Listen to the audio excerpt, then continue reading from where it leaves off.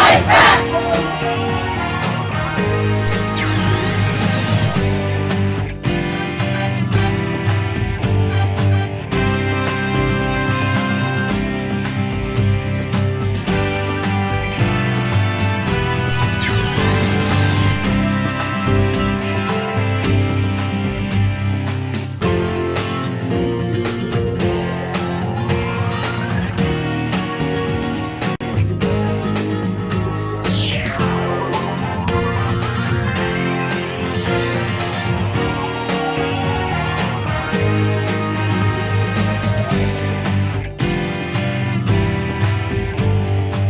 The pandemic time, you know, and it's also the Free Speech TV fundraising time. But pandemic time, here in our studio, we got together and decided we're going to get in shape. And we got some weights so that during the breaks, this is what we're doing. Me and Sean and Nate and Joyce was even out here earlier doing, you know, lifting weights. We're strengthening ourselves so we can be available to you and be healthier and do a good show. And we'd like you to help strengthen Free Speech TV. And by the way, yesterday when I told you that there was a match, your money would be doubled. Of course, that was the truth. It was true for yesterday. What I didn't tell you is it's also true for today. It was a 2-day match.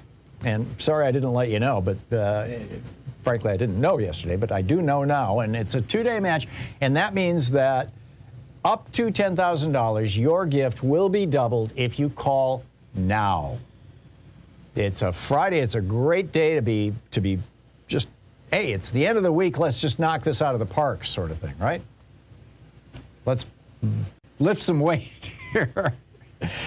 We are, by the way, the $10,000 match is the result of a very generous contribution or a generous pledge from the frontline funders, Suzanne in Virginia, Mark in Florida, John and Jean here in Oregon, Delaney in Missouri, Sonia and Gerhardt in Wisconsin, Deborah in California, and Robin in Vermont. And thank you to our frontline funders who make this 100% match, this doubling your money match possible. It's a big deal.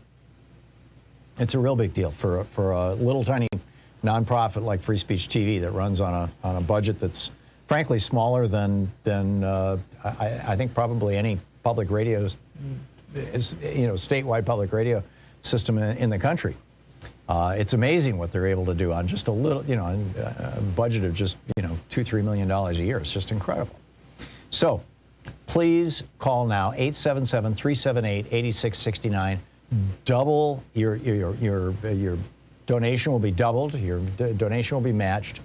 And there are a whole collection of goodies that you can get for making a contribution right now. Although I want to emphasize that in addition to making a one-time gift that might be doubled, you can also say, oh, and by the way, take $5 a month for the rest of the year off my credit card, just every month. I can deal with that, and that's a real important thing too.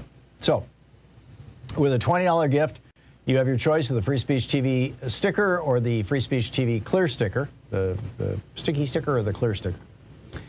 With a $50 gift, there's the very nice hefty canvas tote bag, Free Speech TV tote bag in 2 elegant models. With the $75 gift, there's the Free Speech TV hat or the official Thom Hartmann Program Free Speech TV mug. And it's a nice little coffee cup. With a $100 gift, there is your choice of the Free Speech TV branded notebook and pen or the Free Speech TV socks. With a $120 gift, you have your choice of the Free Speech TV t-shirt or an autographed copy of my book, The Hidden History of American Healthcare. And this is my newest book. It literally just came out last week. I did just the research on this book just blew my mind, what I found. And you've probably heard me talk about it on the air up to this point. But chapter and verse with citations and lots of endnotes so that if you want to look up any of the sources, it's all right here. It's a handbook for single payer, basically, for Medicare for all, and how to get it and how to do it and how other countries have done it and what we've learned and why we don't have it and how to overcome that. and all that stuff. That's with a $120 gift, autographed by the author, copy of The Hidden History of American Healthcare, Why Sickness Bankrupts You and Makes Others Insanely Rich. With a $240 gift, we have the virtual meet and greet, and with a where we all get together on a Zoom call with a $360 gift, there's the Thom Hartmann University box, which is the socks, the bumper sticker, the Hidden History of Healthcare, autographed by the author, the official program mug, and the Free Speech TV hat. And with a $1,000 gift, we have the meet and greet here in Portland that you're welcome to come to as soon as we're all past COVID. And I really believe that day is coming. I don't think it's going to be this afternoon, but I suspect within a few months we're going to be essentially where Denmark is right now, which is back to normal. It's just going to take some Republicans coming around. But anyway, what can you do? So help us strengthen Free Speech TV. Help us make this network strong. We need to build Free Speech TV. We need to sustain it as well. And you know, part of this, hopefully, if we hit our goals, the majority of it, of course, is going to simply pay for the electrons that are carrying my voice and image to you right now via, you know, bouncing off a satellite in outer space, as incredible as that sounds, from this little tiny studio here in Portland, Oregon. Part of it is for that. And part of it is also to look at, you know, what new projects, what new talent, what new programming can Free Speech TV give? So the telephone number is 877-378-8669. Please call now. Thank you.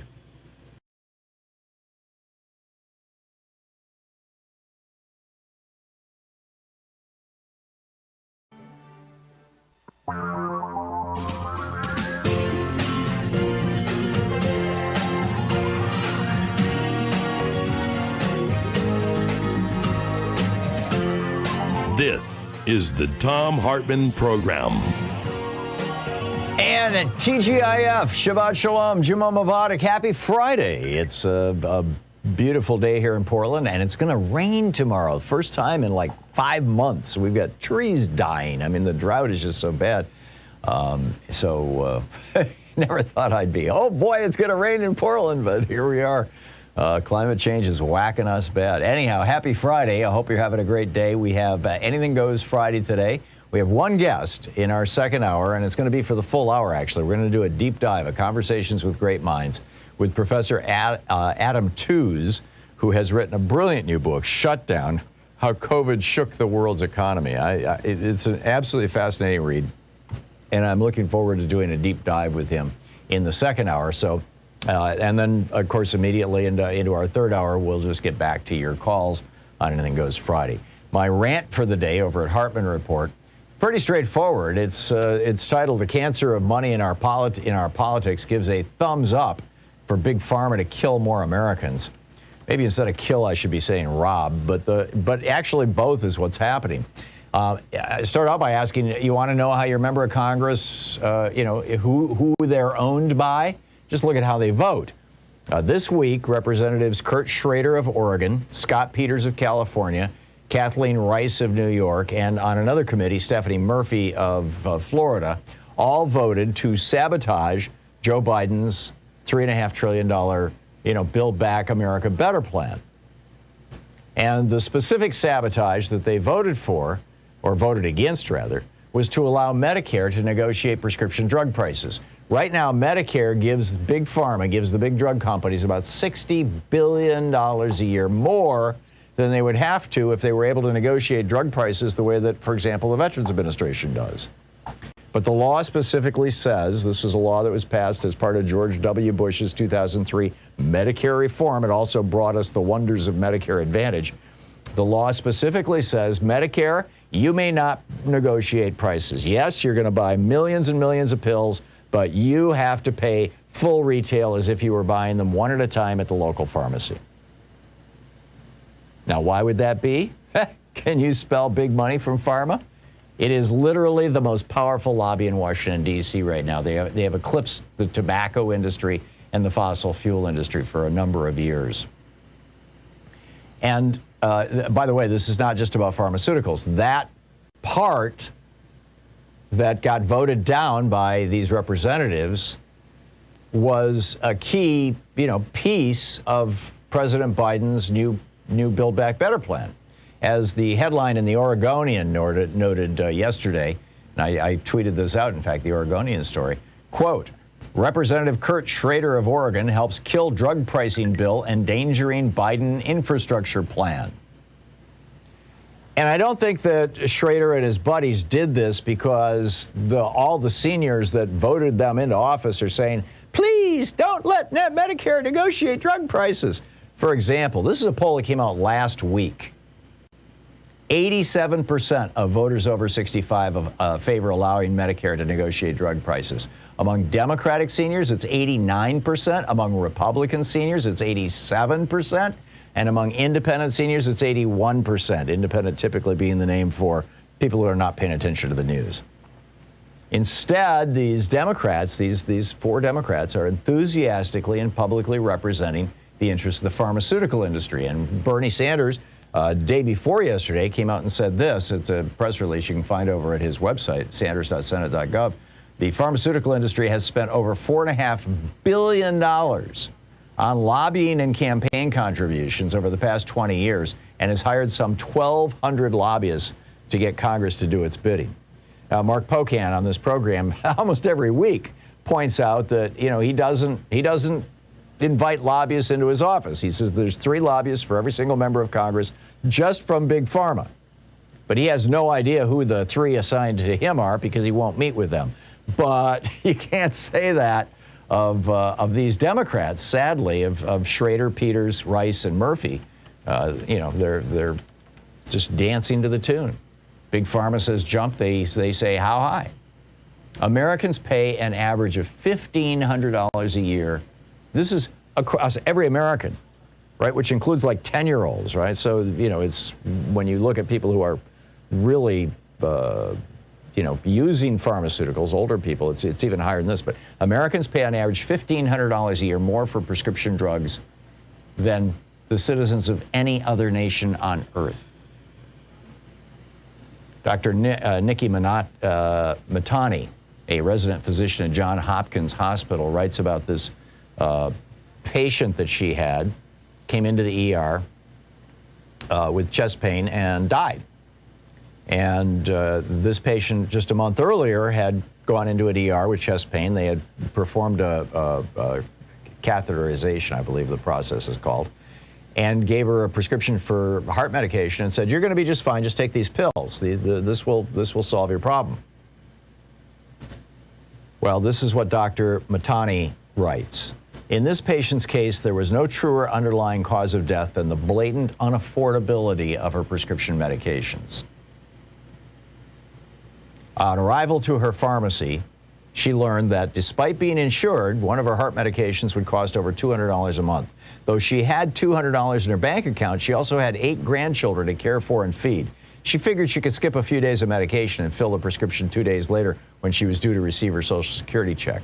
But 2 days without these expensive medications was enough to cause her to have a second heart attack, one that would ultimately take her life and drastically change the lives of her 8 grandchildren, some of whom would later enter the foster care system.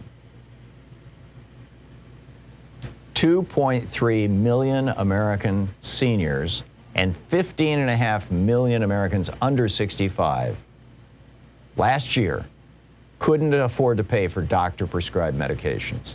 1 in 4 Americans say they have difficulty paying for pharmaceuticals. 1 in 8 ration their own pills.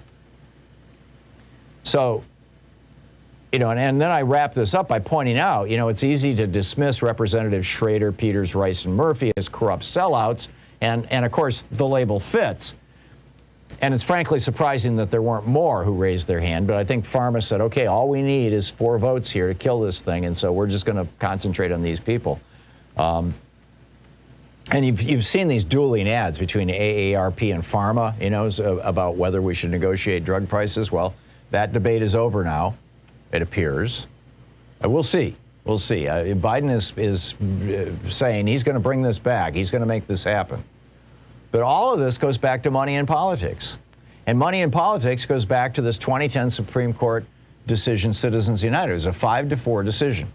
5 Republican appointees on the court said, hey, Money is the same thing as free speech, and corporations are the same thing as people. The 4 Democratic appointees on the Supreme Court, that was 5 Republican appointees. The 4 Democratic appointees on the court said, no. This is what John Paul Stevens said. He wrote the dissent. He said, the fact that corporations are different from human beings might seem to need no elaboration, except that the majority opinion almost completely ignores it. Corporations have no conscience, no beliefs, no feelings, no thoughts, no desires. They are not themselves members of we the people, by whom and for whom our Constitution was established. Said 4 members of the Supreme Court. Today it would be 3. But, you know, the majority were right-wingers. And so, hey, corporations are people. Money is speech. He went on to say in his dissent in Citizens United, as if he were looking at today's politics, right? Why are we so divided? This is why. He wrote, politicians who fear that a certain corporation can make or break their re-election chances may be cowed into silence about that corporation. On a variety of levels, unregulated corporate electioneering might diminish the ability of citizens to hold officials accountable to the people and disserve the goal of a public debate that is uninhibited, robust, and wide open.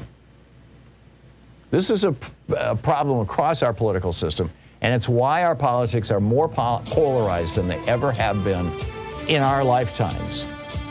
And it's because the Supreme Court said right-wing libertarian billionaires can pour all the money in that they want. I mean, they're, you know, FreedomWorks and all these other groups, they are, you know, that are supported by these right-wing billionaires, they are cranking hard to stop Biden's plan. And they're able to buy out a few Democrats, too, which is really, really sad. We'll be right back. This is the Thom Hartmann Program. So that's my rant for the day. Up next, your calls. It's Anything Goes Friday.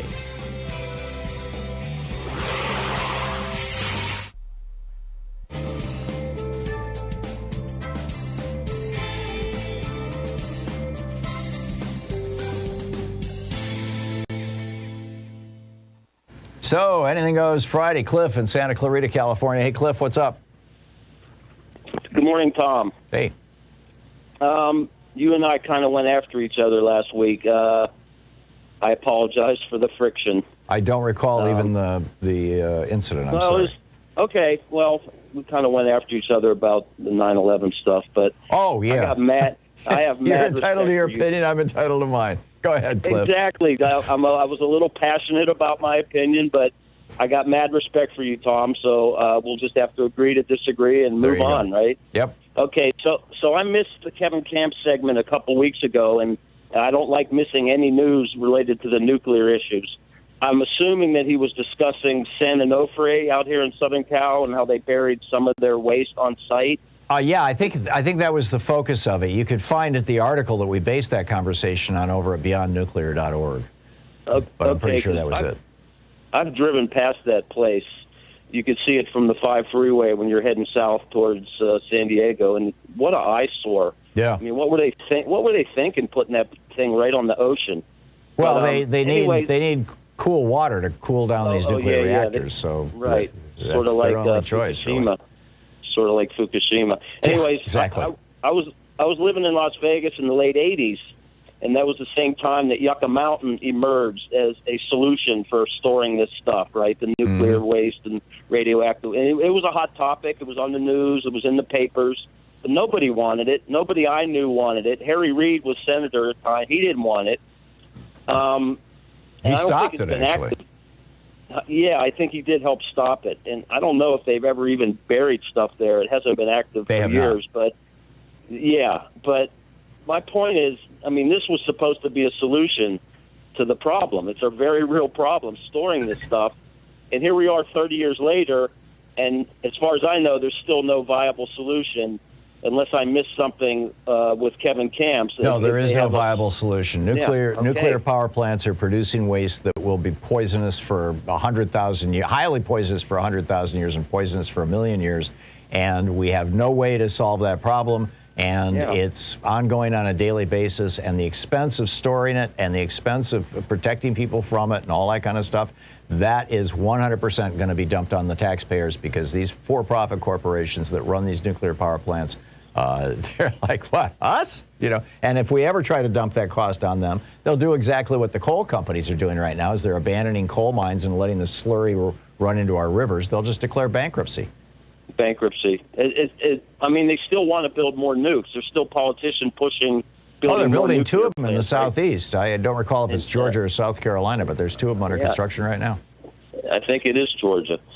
Well, I mean, pretty short-sighted of these people. I mean, it's a bad problem, and they're just going to keep making it worse. Yeah, and what's so sad is that there is a very small slice of the climate-concerned folks of the climate emergency movement who are saying, and this is the solution to our problems.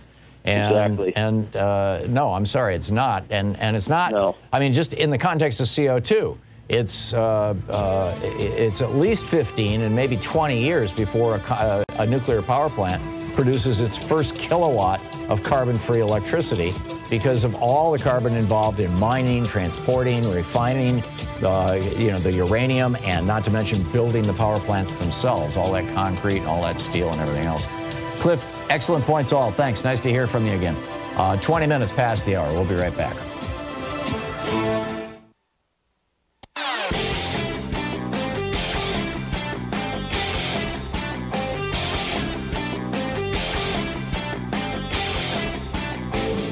Our 1-hour free podcast recaps our show, and it's available wherever fine podcasts are found. And we have the full 3-hour podcast available over at thomhartmann.com if you want to really support our program. Astonishing news out of the Centers for Disease Control and Prevention that has to do with the lifespan of Americans.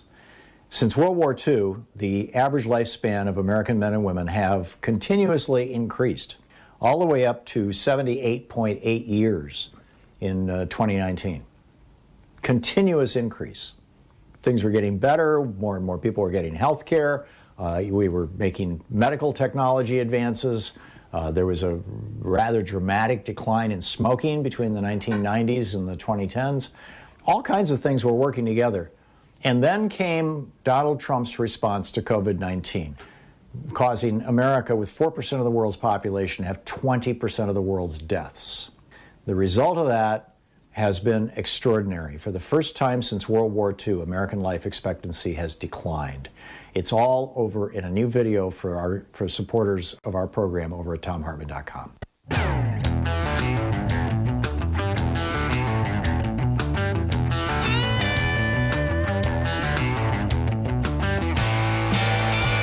And welcome back. Thom Hartmann here with you, and Anything Goes Friday, whatever's on your mind. Jeff in Fort Dodge, Iowa. Hey, Jeff, what's up? Hi, Tom. Happy Friday to you. Our governor here, Kim Reynolds, a hand-me-down of Terry Branstad, is so happy about how much she has put away in the state's rainy day fund. I think it's edging up to, close to $1 billion. Wow. They're doing an article coming up here on our local affiliate CBS station. 1 in 5 of Iowa bridges is structurally deficient. Wow. The last I heard, that number was somewhere of above 2,500 bridges were ranked 50th in the United States with defective bridges. 1 in 5. That's She's incredible. bragging about all this. How come these people aren't going to Washington and pleading for their Republican members of this House and Senate to pass these bills? Our roads, our bridges, everything's crumbling, falling apart. We've got billions or $1 billion in rainy day fund, but I don't understand this. It's like we're waiting for the Democrats to do an infrastructure bill because we want to stick the money in the pocket and not spend it. Why aren't we fixing these things? Because since 1981 and the Reagan Revolution, when he dropped the top tax rate from 74% to 25%, cut taxes on corporations radically, we haven't had the money, frankly. And Republicans, of course, sabotage any effort to do this. Robert Reich yesterday tweeted, Democrats are bragging about the fact that, the way that they're going to pay for this $3.5 trillion bill in part is raising the corporate tax rate from 21% to 26%. And he points out it was in the 30s. I think it was like 38 or 39% before Trump came into office. And it's like, why are we bragging about these little tiny minuscule increases in the top? And we're not talking about every corporation, paying these kind of taxes. It's just the ones that are basically money machines. Paying those kind of taxes. And by the way, high tax rates like that on corporations, when they show massive profits, historically, if you look back, pre-Reagan Revolution, what that does is it causes corporations to say, instead of giving this money to the government, let's build our business. Let's develop a new product line. Let's put it into R&D. Let's pay our employees better. Let's super service our customers. Let's build better products that'll last longer. That's what companies used to do, because otherwise the government would take the profits. Now, with the tax rates so low, the companies are just taking their profits, and there's nothing, and therefore there's no tax dollars to build these bridges. By the way, Jeff, it's interesting. You've got $1 billion surplus there in Iowa. Let me tell you what the right-wingers did here in Oregon. It's insane. The right-wing cranks in Oregon got this thing on the ballot, because we've got ballot initiatives in this state. Got this thing on the ballot back, 15 years ago, 20 years ago, something like that, heavily promoted by right-wing talk radio in this state, that says that at the end of the year, if there's any money left over in the Oregon budget, that money, the state government has to write a check to every taxpayer and give them a tax rebate. And of course, most of that rebate goes to the people who paid most of the taxes. So people like Phil Knight, the guy who owns Nike, who lives here, is going to get probably millions in tax rebates. And this year, I'd have to go back and look at the number, but this year I think it's a couple $100 million in surplus that we've got. And so they call it the kicker check. So we're all going to get a rebate check, and rich people are going to get huge rebate checks, and Oregon has literally no rainy day fund. Whereas Iowa has $1 billion, but you've got a Republican governor who refuses to spend it. It's like we're both being whacked by the right-wingers, Jeff. It's nuts. Yeah, it's just amazing. And we've got the Delta virus spreading so bad here in Iowa. We're losing around 65, 70 a week. That doesn't sound like a whole lot, but we're in Iowa, rural Iowa. When you're losing 70 people a week, that's a pretty big dent. And I think most of them are conservative Republicans that are refusing to get the shots. So, yeah, it's really unfortunate, and really. So, what's the population of Iowa? I think 3 million. Wow, we're about 5 million here in Oregon, and we had 10 deaths yesterday in the state. Yeah, we're up way over 6,000 and some now since this began. Yeah, but, I think we just hit 3,000, but it's almost it's mostly happening in the red counties here. Yeah, it's been kind of hush here because our numbers went up so much, and she quit talking about it. Yeah, surprise, surprise. Jeff, thanks for the call. Good to hear from you. Anything Goes Friday here on the Thom Hartmann Program. I'll be picking up your phone calls right after this break. Stick around.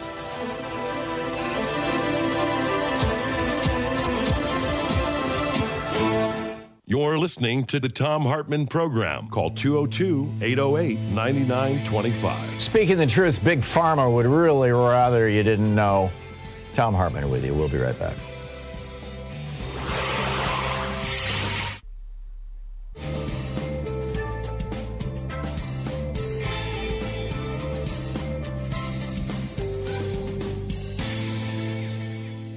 It's the pandemic time, and it's also the Free Speech TV fundraising time. But pandemic time, here in our studio, we got together and decided we're going to get in shape. And we got some weights so that during the breaks, this is what we're doing. Me and Sean and Nate, and Joyce was even out here earlier doing, lifting weights. We're strengthening ourselves so we can be available to you and be healthier and do a good show. And we'd like you to help strengthen Free Speech TV. And by the way, yesterday when I told you that there was a match, your money would be doubled. Of course, that was the truth. It was true for yesterday. What I didn't tell you is it's also true for today. It was a 2-day match. And sorry I didn't let you know, but frankly, I didn't know yesterday, but I do know now, and it's a 2-day match, and that means that up to $10,000, your gift will be doubled if you call now. It's a Friday. It's a great day to be just, hey, it's the end of the week. Let's just knock this out of the park sort of thing, right? Let's lift some weight here. We are, by the way, the $10,000 match is the result of a very generous contribution or a very generous pledge from the frontline funders, Suzanne in Virginia, Mark in Florida, John and Jean here in Oregon, Delaney in Missouri, Sonia and Gerhardt in Wisconsin, Deborah in California, and Robin in Vermont. And thank you to our frontline funders who make this 100% match, this doubling your money match possible. It's a big deal. It's a real big deal for a little tiny nonprofit like Free Speech TV that runs on a budget that's frankly smaller than I think probably any public radio, statewide public radio system in the country. It's amazing what they're able to do on just a little, a budget of just $2-3 million a year. It's just incredible. So please call now, 877-378-8669.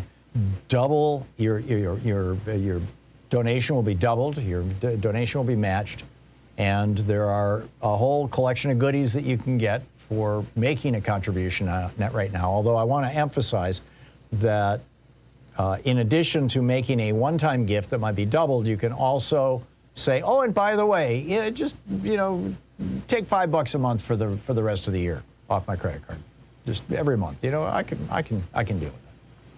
And that's a real important thing, too. So with a $20 gift, you have your choice of the Free Speech TV sticker or the Free Speech TV clear sticker, the sticky sticker or the clear sticker.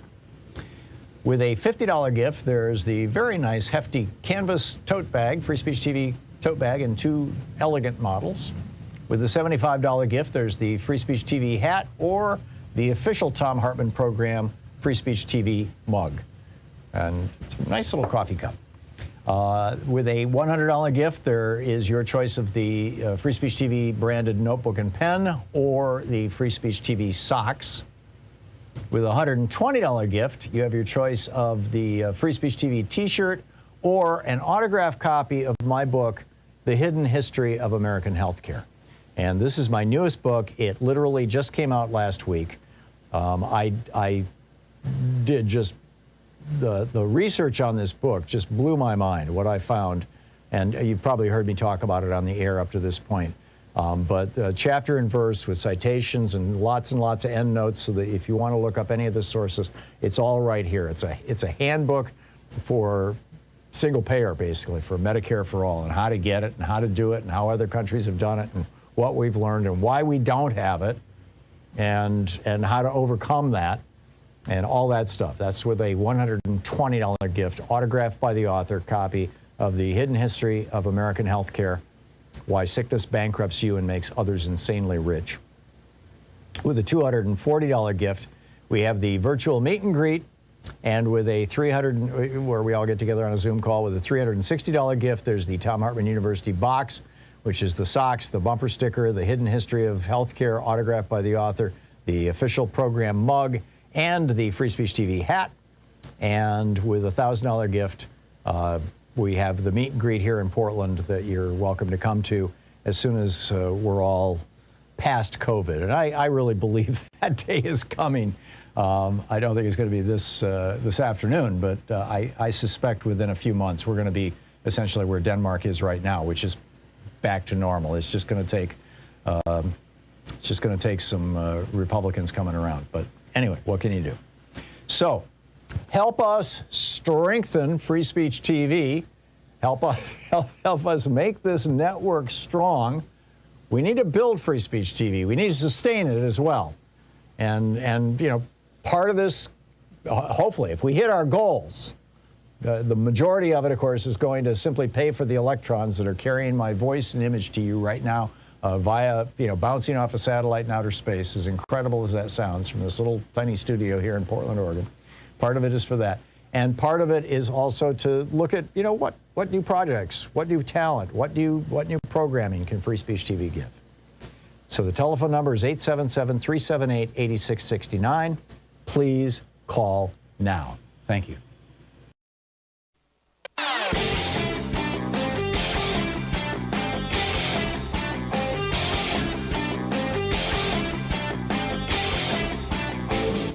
Hey, thanks so much for sharing our program and for reaching out to our stations and sponsors and letting them know that you're listening. It really means a lot to us. Gretchen Reynolds over at the New York Times has been compiling for the last year or so, maybe a little longer, but I've been noticing it for the last year, some just remarkable statistics and information coming out of peer-reviewed scientific journals about the benefits of very, very small, short amounts of exercise on the quality of life and the lifespan, the ability to survive disease of all of us. Frankly, some of the studies were on younger people. A lot of the studies were on people over 50.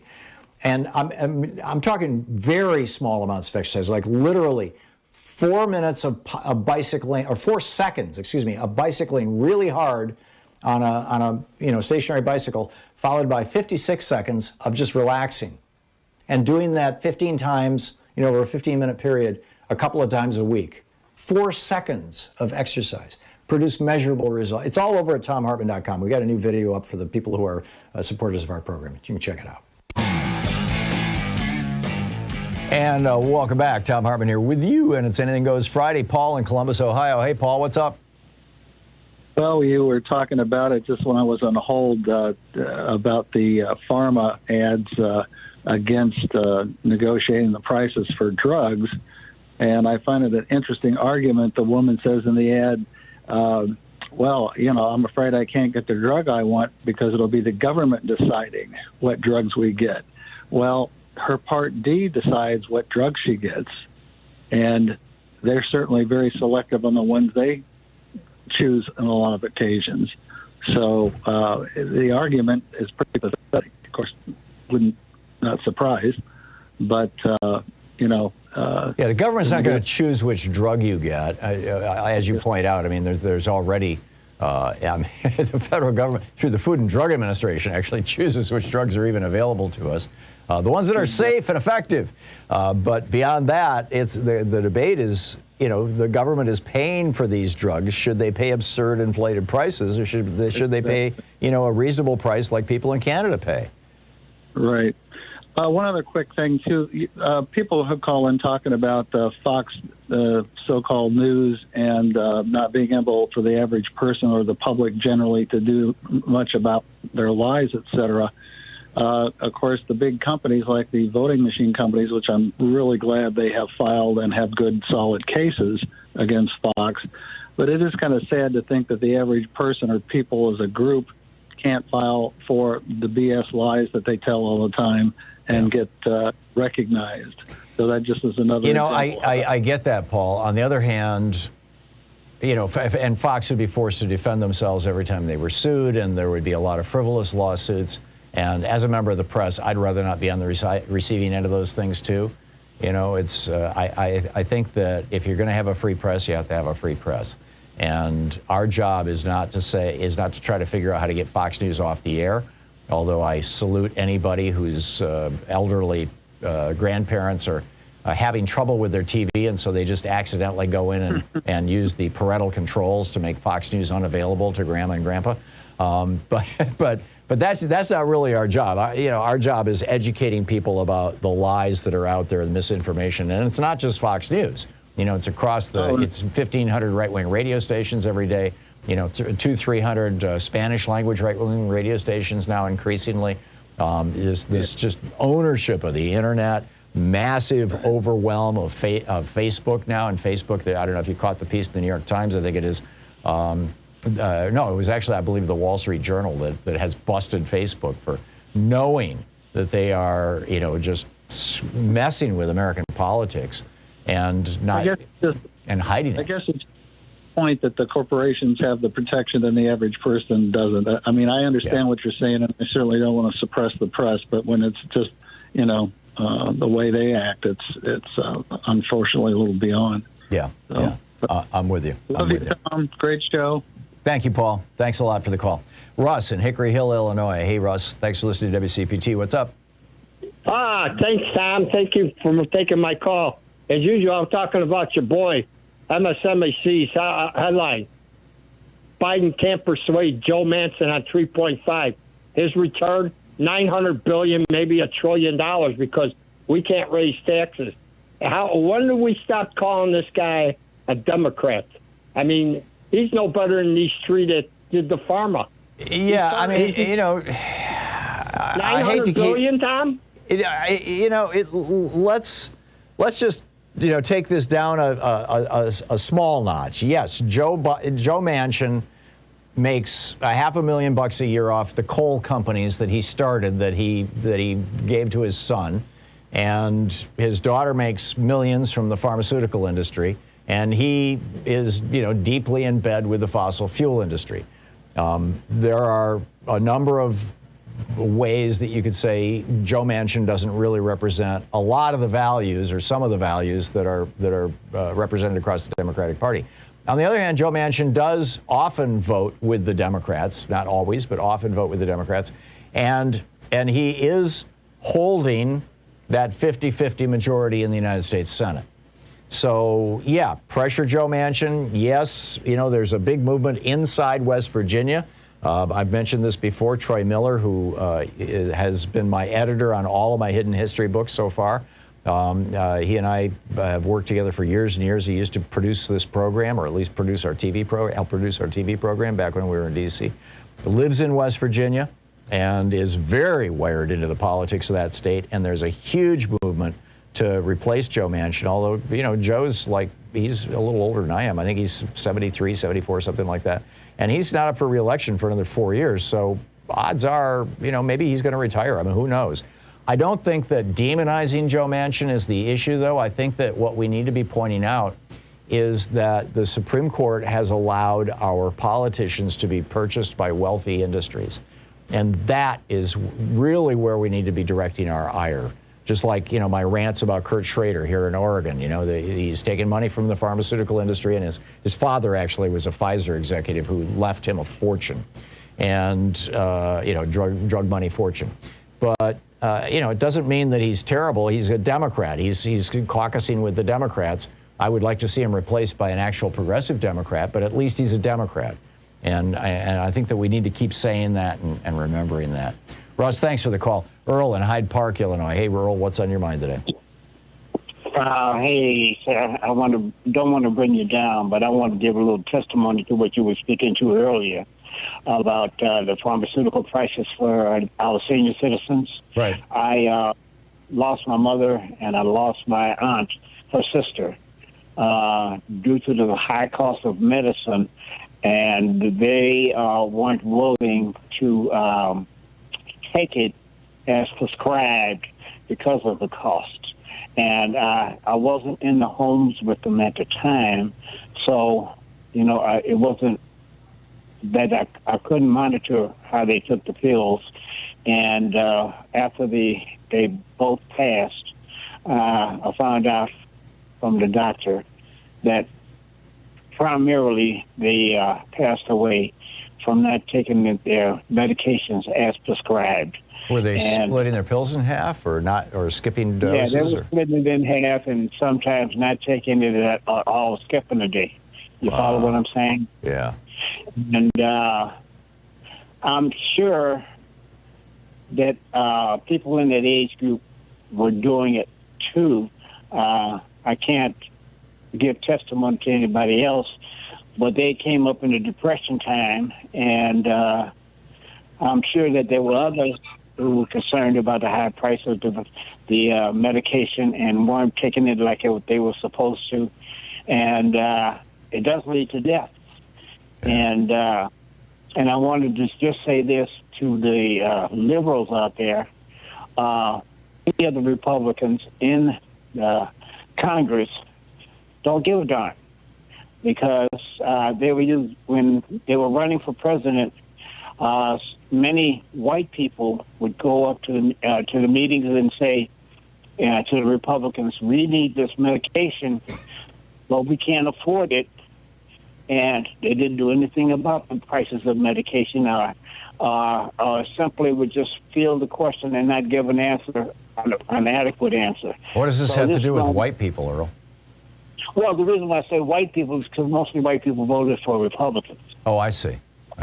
Yes, so that's all I'm saying. I'm not. Yeah. I wasn't. In other words, their own voters are drowning, and they're still trying to deny this. Yeah, I get it. I totally get it. Yeah. Earl, thank you for the call. What a horrible story. Brenda in Lawrenceville, Georgia. Hey, Brenda, what's on your mind? Hi, Tom. Thank you for all you do. I was going to tell you if you could please ask people to Google presentations by Senator Sheldon Whitehouse. Oh, yeah. Because he does a lot of presentations on dark money. He has charts. It explains how it works, and it's so informative. I've called his office. I've left messages thanking them for the work they do, but it's very simple explanations of how this works and how they control us with using dark money. Yeah, Sheldon Whitehouse is an absolute genius. He's the guy that I thought should be our Attorney General. I mean, he would take names and kick ass all day long, although he's a very effective senator. And he's in the Senate, and of course, the other usual suspects, Bernie and Elizabeth Warren and a few others, but him in the Senate and Katie Porter in the House are the two who are doing the most brilliant job of educating Americans. And you can find their stuff over on YouTube, and it's really worth looking for. Brenda, thank you. Okay. Thank you for that. Great to hear from you. I appreciate it. Thanks for listening to us on Sirius XM. We'll be right back. It's 45 minutes past the hour. You're listening to Thom Hartmann. Visit ThomHartmann.com for audio and video archives. Anything Goes Friday here on the program, where we ask our corporations people and we say, no, not a chance. No, CVS is not a person. Sorry.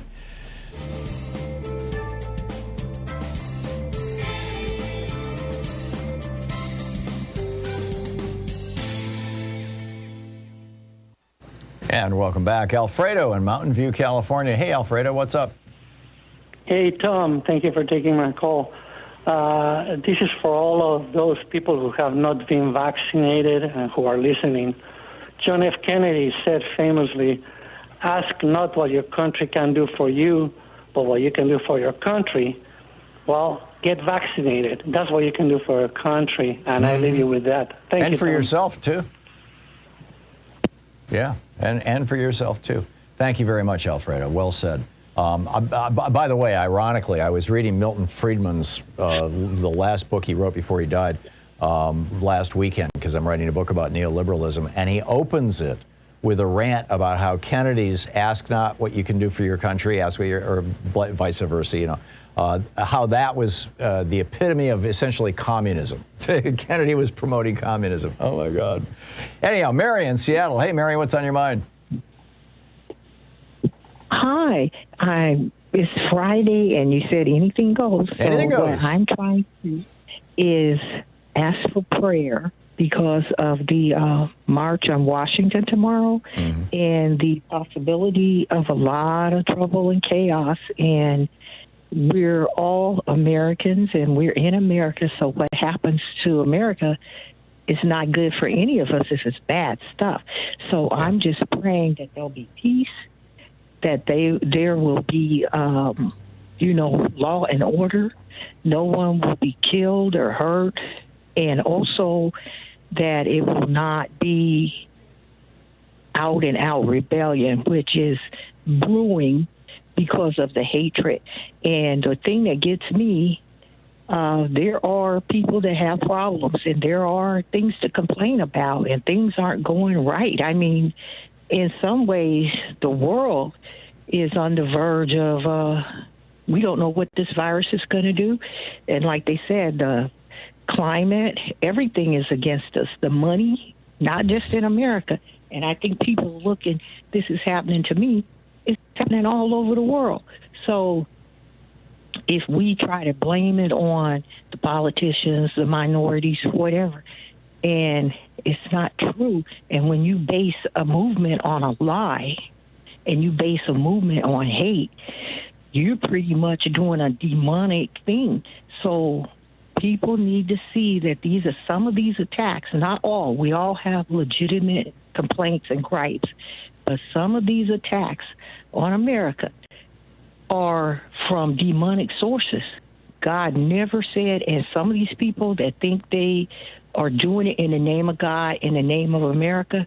If you remember America, when we were prosperous and we were the biggest country, the best country in the world, and the bread basket of the world, and God did truly bless America. You think of it, we have a very unique country, but the forces that are trying to destroy it, it's hate, it's greed, and those two things will destroy any nation. Yeah, I agree. And we need to call for prayer. And I'm asking everyone that is a Christian to pray and ask God to cover them, because we're coming against forces of evil. Yeah. And ask God to bless us tomorrow. Let this be a turning point to where we don't I think have tomorrow's going to be a destroy dud, Mary, but I don't I think your sentiment is beautiful, and you don't have to be a Christian to say a prayer for the future of America and for the awakening of these people. You know, Jesus said, pray for your enemies. In fact, let's pray to wake them up. Mary, thank you so much.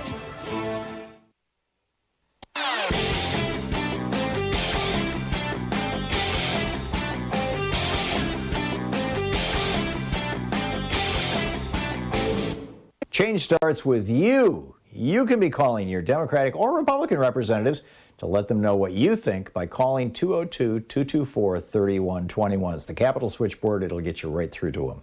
So for our Thom Hartmann Insider videotape that is over, or videotape, YouTube, whatever you want to call it, private video that's available over at ThomHartmann.com.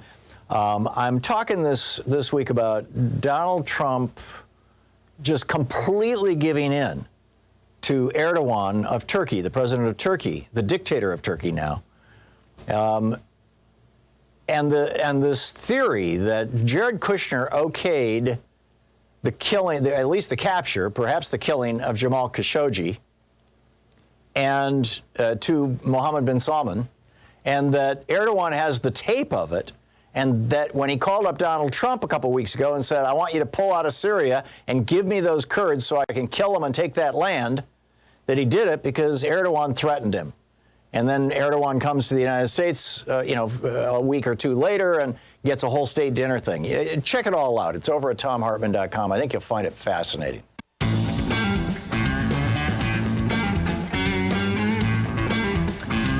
Welcome back. Thom Hartmann here with you and Cassandra. You just got to hit the right button here. Cassandra in White Plains, New York. You are on the air. Hi, Tom. Thanks for taking my call. Sure. I had a question about the use of field hospitals, especially in red states that are being overwhelmed with COVID cases. When COVID broke out here in New York, we had field hospitals. We had the Javits Center, which had hundreds of beds. We had the USS Comfort, and we had even a field hospital up here in White Plains, which, of course, were never used because of our egomaniacal governor who didn't want to look bad. But and I know DeSantis has had this sort of half-hearted response using a stadium, with infusion centers for Regeneron. But I don't see when a hospital system is facing collapse, when surgeries are not being done, even surgery for cancers are not being done in red states like Idaho, why the field hospital concept is not being used. You could offer patients to get treated early rather than waiting to the ICU model. Give people infusions of Regeneron early on in a hospital setting, not on the floor of some stadium. Give them fluids, give them supportive care, give them antibiotics. Have them staffed by National Guard medics or the military physicians. If you really want to get them in the door, give them, ivermectin or something to get them in. But the main thing is to give them treatment early to prevent them from overwhelming the hospital system for other patients with, other acute medical illnesses that need to be taken care of. I don't see why that isn't being done. First of all, there's a shortage brewing, in part because down in Florida, instead of making sure that everybody gets vaccinated, they are offering Regeneron to people.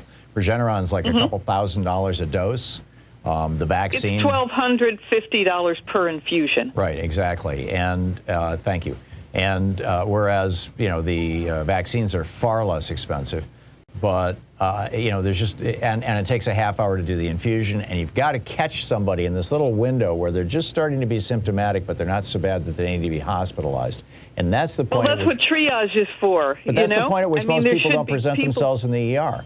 Right now, you've got, yesterday I got an email from Oregon that said, if you would need a COVID test, please do not come to the ER unless you are in immediate need of hospitalization. The hospitals are so overwhelmed. I get what you're saying, but I think the solution is, and I also wonder why, for example, in Idaho, they're not building field hospitals, as for ICU stuff. And it would be great if there could be more use of Regeneron. But at a certain point, it becomes, and I think Ron DeSantis is using it this way, it becomes an excuse to not get vaccinated. And the problem is they're not going to be vaccinated, but spending $1,250 up front for an infusion of something, give them the IV vitamins, the vitamin pack, and, whatever else, magic medicine, right. Things that are supportive care, and treating with $1,250 up front rather than hundreds of thousands of dollars. No, I completely agree with you, Cassandra. But the problem is that the people who would need it, right? The people who would need that infusion when they first get COVID, they're just not trusting medicine at all. They're not showing up at an infusion center, going to their doctor's office and saying, give me an infusion, or going to a hospital and saying, give me an infusion. They're waiting because they think that they're just going to beat it. Like, hey, they're believing Donald Trump. It's just like the flu. It's a bad flu. And as I said, give them ivermectin, and there'll be lines around the block to get in, to be triaged and to get the magic medicine. Yeah, but will they take the Regeneron? I don't know. I'm skeptical, but I think they will. It's because Joe Rogan did. And you just say, well, this is the Joe Rogan treatment. And Donald Trump did, and Chris Christie did. And, right. pretty much everybody except Herman Cain didn't, and he died. Right. Everybody else around Donald Trump got the Regeneron. You're absolutely right. Cassandra, thank you for the call. But I think they have to do something, because patients who have cancer are not being treated. Yeah. Patients who have heart attacks are not being treated. There was a story yesterday about a kid who had appendicitis, and his appendix burst while he was waiting to get into the ER. Right. And then they had to transfer him to another hospital because they couldn't do pediatric surgery on him in that particular hospital because they were using the pediatric ventilators for their adult and unvaccinated COVID patients. This is how bad it's getting. So, but I think that I am concerned that, as we're seeing in Florida, that this becomes a crutch or an excuse when the simple solution to this pandemic, as Denmark has proven and as Israel has proven to a large extent, is widespread vaccination. We just need to get everybody vaccinated. I understand that, but when people already have it, it's kind of apples and oranges, because once you're positive and you have COVID, you can't get vaccinated right then and there. Right. So, vaccination is prophylactic, but this is treatment, early treatment. I think we have ignored the middle ground right here in terms of medical care. Yeah, I get it. Cassandra, thank you for the call. We'll be back. We're gonna do a deep dive with Dr. Adam Tooze, the author of Crashed, into his new book, Shutdown, how COVID shook the world's economy. There's a lot of dimensions to this that are absolutely fascinating. So we will be back. I'll be back with your calls 1 hour from now, because we're going to talk to Dr. Tooze for the next 60 minutes. Stick around. You're listening to Thom Hartmann.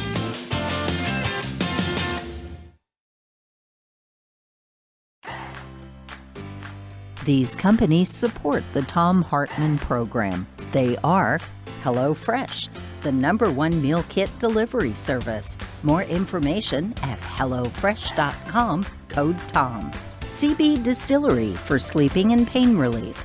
More info at cbdistillery.com, code TOM. Dinovite, only the best all-natural pet supplements. More info at dinovite.com. Annie's Kit Clubs, creativity delivered right to your door. More info at annieskitclubs.com/Tom. Wild Alaskan Company. Delicious, sustainably sourced seafood delivered right to your door. More information at wildalaskancompany.com/Tom.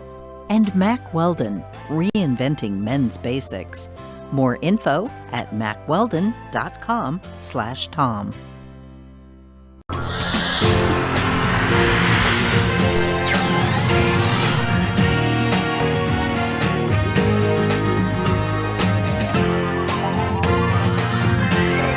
We say fight back!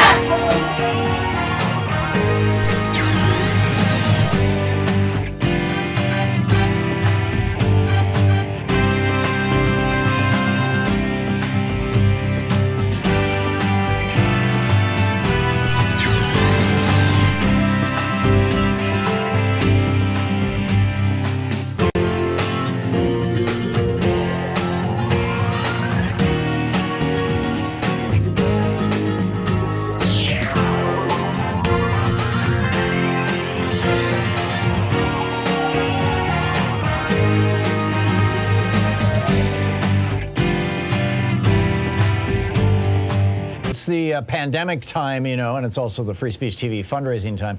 But pandemic time, here in our studio, we got together and decided we're going to get in shape. And we got some weights so that during the breaks, this is what we're doing. Me and Sean and Nate, and Joyce was even out here earlier doing, you know, lifting weights. We're strengthening ourselves so we can be available to you and be healthier and do a good show. And we'd like you to help strengthen Free Speech TV. And by the way, yesterday when I told you that there was a match, your money would be doubled. Of course, that was the truth. It was true for yesterday.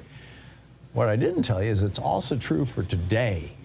It was a 2-day match. And sorry I didn't let you know, but frankly, I didn't know yesterday, but I do know now. And it's a 2-day match. And that means that up to $10,000, your gift will be doubled if you call now. It's a Friday. It's a great day to be just, hey, it's the end of the week. Let's just knock this out of the park sort of thing, right? Let's lift some weight here. We are, by the way, the $10,000 match is the result of a very generous contribution or a generous pledge from the frontline funders, Suzanne in Virginia, Mark in Florida, John and Jean here in Oregon, Delaney in Missouri, Sonia and Gerhardt in Wisconsin, Deborah in California, and Robin in Vermont. And thank you to our frontline funders who make this 100% match, this doubling your money match possible. It's a big deal. It's a real big deal for a little tiny nonprofit like Free Speech TV that runs on a budget that's frankly smaller than I think probably any public radio, statewide public radio system in the country. It's amazing what they're able to do on just a little, a budget of just $2-3 million a year. It's just incredible. So please call now, 877-378-8669. Double your donation will be doubled. Your donation will be matched. And there are a whole collection of goodies that you can get for making a contribution right now. Although I want to emphasize that in addition to making a one-time gift that might be doubled, you can also say, oh, and by the way, take $5 a month for the rest of the year off my credit card, just every month. I can deal with that, and that's a real important thing too. So, with a $20 gift, you have your choice of the Free Speech TV sticker or the Free Speech TV clear sticker, the sticky sticker or the clear sticker. With a $50 gift, there's the very nice hefty canvas tote bag, Free Speech TV tote bag in 2 elegant models. With the $75 gift, there's the Free Speech TV hat or the official Thom Hartmann Program Free Speech TV mug. And it's a nice little coffee cup. With a $100 gift, there is your choice of the Free Speech TV branded notebook and pen or the Free Speech TV socks. With a $120 gift, you have your choice of the Free Speech TV t-shirt or an autographed copy of my book, The Hidden History of American Healthcare. And this is my newest book. It literally just came out last week. I did just, the research on this book just blew my mind, what I found. And you've probably heard me talk about it on the air up to this point. But chapter and verse with citations and lots of endnotes, so that if you want to look up any of the sources, it's all right here. It's a handbook for single payer, basically, for Medicare for all, and how to get it and how to do it and how other countries have done it and what we've learned and why we don't have it and how to overcome that and all that stuff. That's with a $120 gift, autographed by the author, copy of The Hidden History of American Healthcare, Why Sickness Bankrupts You and Makes Others Insanely Rich. With a $240 gift, we have the virtual meet and greet, and with a where we all get together on a Zoom call, with a $360 gift, there's the Thom Hartmann University box, which is the socks, the bumper sticker, the Hidden History of Healthcare, autographed by the author, the official program mug, and the Free Speech TV hat. And with a $1,000 gift, we have the meet and greet here in Portland that you're welcome to come to as soon as we're all past COVID. And I really believe that day is coming. I don't think it's going to be this afternoon, but I suspect within a few months we're going to be essentially where Denmark is right now, which is back to normal. It's just going to take some Republicans coming around. But anyway, what can you do? So help us strengthen Free Speech TV. Help us make this network strong. We need to build Free Speech TV. We need to sustain it as well.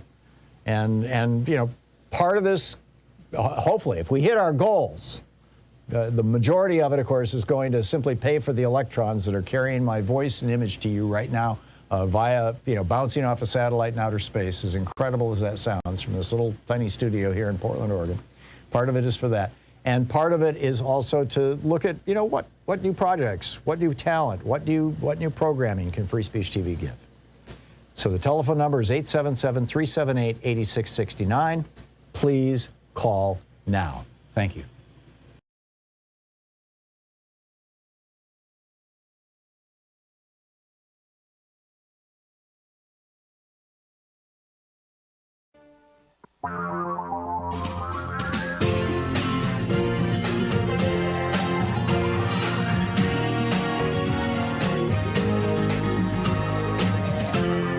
This is the Thom Hartmann Program. Welcome back to the second hour of our program. On the line with us is Professor Adam Tooze. This is our Conversations with Great Minds Hour, something we occasionally do on this program. Adam Tooze is the Catherine and Shelby Cullum Davis Professor of History at Columbia University, the author of 7 books, including Crashed, How a Decade of Financial Crisis Changed the World. His latest book, which we'll be discussing today, is Shutdown, how COVID shook the world's economy. And Dr. Tooze, welcome to the program. An extraordinary book that you've written here. You start out by talking about how the world is vastly unprepared or underprepared for this crisis that hit us. What is the foundation of this? Well, it's good to be here on the show. Thank you very much for having me. It's kind of puzzling, actually, because you can't simply say that we didn't know that a crisis like this could happen. Scientists have been warning us for decades that it could. And you couldn't even say that we didn't have, teams of experts and staff who were charged around the world, not just in the United States, but in Europe, in Asia as well, in the developing world, with anticipating and preparing us for a shock like this. But when it actually arrived, it proved, virtually no one succeeded in implementing those pre-laid plans. And we sort of stumbled into this chaotic, scrambled, improvised response in which then predictably perhaps a whole variety of things went wrong. And this is where one could situate, say, the endless postmortems in the United States about the CDC and testing and so on. So I think when we look back on this, with hindsight, of course, there's this sense of puzzlement, because on the one hand, we really did know this could happen. We really did have people whose job it was to prepare us. And yet, even in the face of the reality of, this looming crisis in China that was wreaking havoc there, we ended up sort of shrugging and going, oh, well, Chinese disease, Chinese place, Wuhan, big city, but a long way away, not really our problem. Maybe it's their Chernobyl. And we sort of got on with ordinary business. I mean, even though we should have just gone to a, red alert, basically, in JFK and LA and London, everyone should have immediately gone to panic stations and said, look, right, okay, we need to start talking about ending global air travel now. Yeah, I totally get it. My recollection is that after SARS and then MERS, which are both coronaviruses, but far more deadly than COVID, SARS was killing, as I recall, about half of the people who got it, and MERS around a third, that the Obama administration put together a comprehensive, they literally called it the pandemic playbook, a comprehensive plan to deal with a pandemic that was literally either ignored or done away with, essentially, that and the office that put it together by the Trump administration. Am I remembering that correctly? That is true. I think, credit where credit is due. The discussions about this go back to the 1990s when there was I think it was a sarin attack in the Tokyo subway. And, in the kind of era of Clinton, this was identified, along with things like climate change, as one of after the Cold War, we had to refocus on new types of threats. And then after 9/11, there was a huge surge in funding for pandemic preparedness, bioterrorism preparedness under the Bush administration. Mm-hmm. So this was a bipartisan thing, absolutely. And bipartisan votes of Congress have allocated money to these kind of preparations. There is then absolutely a paper trail of various types of absurdity on the part of the Trump administration close to the time. But they were at least running the war games. It wasn't as though anyone, there were folks in the Trump administration fully cognizant of what needed to be done here. And we said, if you pan out, you see the same phenomenon everywhere else. You see the same phenomenon in Germany, the same phenomenon in Europe, more generally in the United Kingdom. The United Kingdom and the US together came very top of the list of sort of global pandemic preparedness indices because they've got great, life scientists, biotech capacities, and they were both governments that were closely involved in the global war on terror. And both of those states failed. So though in a sense we all failed in our own way, as famously each family is unhappy in its own way, that in a sense pertains to this as well. It is true that South Korea is practically the only advanced economy that really got the reaction right. And the significant thing about them is in 2015 they had a really nasty run-in with MERS and failed and then drew lessons from that. And I do think, living in New York as I do, I think it's pretty clear that if there was a new phase, a new shock, then we would not hesitate to talk seriously about JFK. And indeed, at this moment, of course, it's still very difficult for people from Europe to fly into that airport. Right. So I think we're in a different space now altogether. Right. So we've sort of learned our lessons, although tell that to anybody who lives in a state with a Republican governor. Well, precisely. But going into the fall in a hands-on, face-to-face, educational environment like the one I'm in with, crowded groups of graduate students in spaces which aren't designed and aren't properly ventilated. It doesn't take much to even upset an institution like my university, which is wholly dedicated to pandemic preparedness. And, we have a 100% vaccination requirement. But it's not obvious that we can contain something as infectious as Delta. Right. In your book, you talk about how the COVID-19 pandemic was quite literally the single most disruptive event in the history of modern capitalism. I'm assuming you mean post-Republican Great Depression of the 1920s and 30s. Tell us about that. No, I mean, when you say that, it sounds as though it must be hyperbole. Any kind of statement like that just has about it the sort of ring of exaggeration. But it's rather the reverse kind of effect. You sit down and just go back and count. Is there any period in which we have seen a 20% fall, which is our best guess as to what to happen to global GDP? Have we ever before seen a 20% fall in global output in a matter of weeks, as we did in the first 4 months of 2020? And the answer is just point blank no, never, not even close. We bounced back, and that too has then, to do with unprecedented actions that were taken to get us back. But the shock itself is like nothing we've ever seen. I mean, 3.3 billion people, that's basically 90% of the global workforce, which isn't frankly a number I even knew what the global workforce was. But looking it up, that's what it turns out to be. Were under one or other type of furlough or, job regulation, social distancing regime. Practically all young people around the planet were out of normal education. That's 1.6 to 1.8 billion young people. Again, not a number I was familiar with, because we don't normally have to count the whole world, right? That's not actually something that's a relevant metric. Crises happen in particular countries and maybe in a big region like Europe. They don't happen simultaneously to the entire planet. And that's the other thing that makes this so extraordinary, is that the speed, the scale, and the fact that it literally affected everyone. Yeah, it's quite extraordinary. What lesson should we learn from this about is this a lesson about the fragility of capitalism, particularly the kind of neoliberal laissez-faire version that has increasingly been practiced around the developed world since basically the 78 to 1982 period? Or is this more, rather than tinkering with the structure of capitalism itself, we should be doing just normal preparedness stuff like we were talking about a few moments ago? I mean, I think if we focus on the pandemic, you could say, starting from there, that we need to look hard about health checks and global air travel. I mean, we need to have a more effective, taking everyone's temperature as they travel would seem to be an absolutely evident thing, or having speed tests during flu season so we can actually track and check and trace everyone. At big global airports like Heathrow, that kind of system operates reasonably smoothly now. Those kind of things are clearly necessary. I think when it comes to the balance between efficiency and resilience, a key issue that some people raise within hospital systems and other infrastructural systems, we would want to tilt towards resilience against efficiency. Not that we can abandon efficiency as a criterion, but the resources are limited. And so if you waste them on one thing, they're not available for some other very important purpose.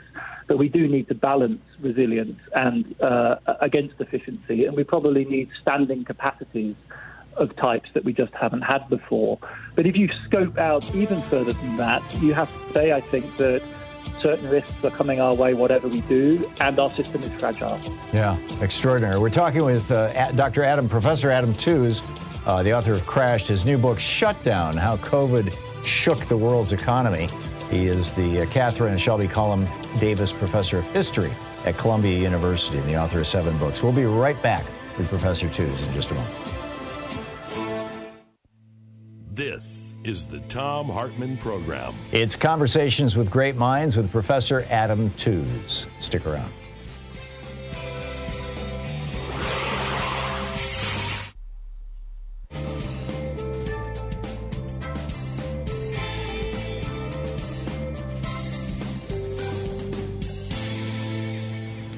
Professor Tooze, you in your book you talk about how the scale of the response to COVID was one of the major, kind of wow things that we've never seen before. Can you elaborate on that?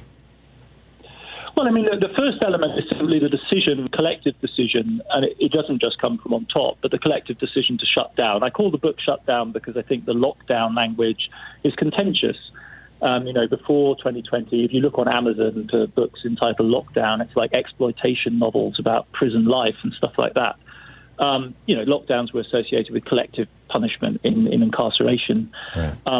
And you can understand why that language came out during the crisis, because a bunch of people around the world, experienced the shutdown that way. And in some countries, that's a not unreasonable description of what happened. South Africa and India, you have really coercively enforced lockdowns. Even in Paris, you have plenty of students and old friends who live there. You couldn't go out on the street without a police certificate. So that's one element of this, which was unprecedented. And that's what's causing the real economic shock. And then what we saw was a financial market reaction that was just terrifying. Not this time in the private credit system like 2008, but in the U.S. Treasury market that was malfunctioning. And that matters because that's the bedrock of the global financial system. And to counter that, the Fed intervened if you saw 2008, it was big. The final line of the book is we ain't seen nothing yet. And that essentially applies to this Fed experience. I mean, the guys and gals running the Fed, and it was in fact a key bunch of women at the Fed who were doing this, were buying treasuries at the pace of $1 million a second in late March and early April. They bought over $80 billion on some days. They bought 5% of the treasury market in a matter of weeks. This is a market that is $21 trillion deep. So it's really the big ocean of the global financial system, and it wasn't working. And then so they were doing this to sustain the market, to prevent the prices from going nuts.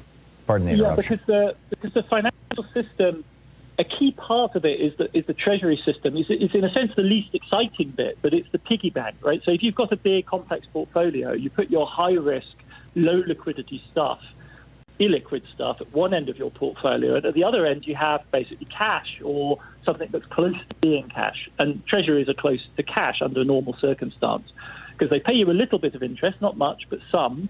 They're bomb-proof because basically, barring some shenanigans with the debt ceiling, they are going to be paid. Right. And crucially, the market is so huge that the prices are not sensitive to even the largest seller.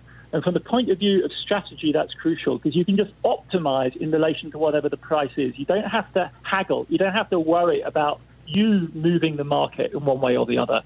And that means you can use them to anchor a portfolio. And in the second and third week of March, that stopped functioning. So, the prices were moving the wrong direction. People were selling equities and treasuries, which is not what we've seen in recent decades, and throws a bunch of algorithms off. And the second thing that was happening is you simply couldn't sell big packets without haggling, without it taking hours or even days, which is basically tantamount to saying, I can't sell this stuff. And that throws your entire calculation off. And this is what the Fed really had to counteract. Yeah, remarkable. It's absolutely remarkable. The whole story is absolutely remarkable. The book is Shutdown, How COVID Shook the World's Economy by Dr. Adam Tooze, author of Crashed, winner of the Lionel Gelber Prize, and professor of history at Columbia University. We will be back. I have to read a commercial over on the commercial side of this show. You'll hear a promo on this side. We'll be back in 60 seconds.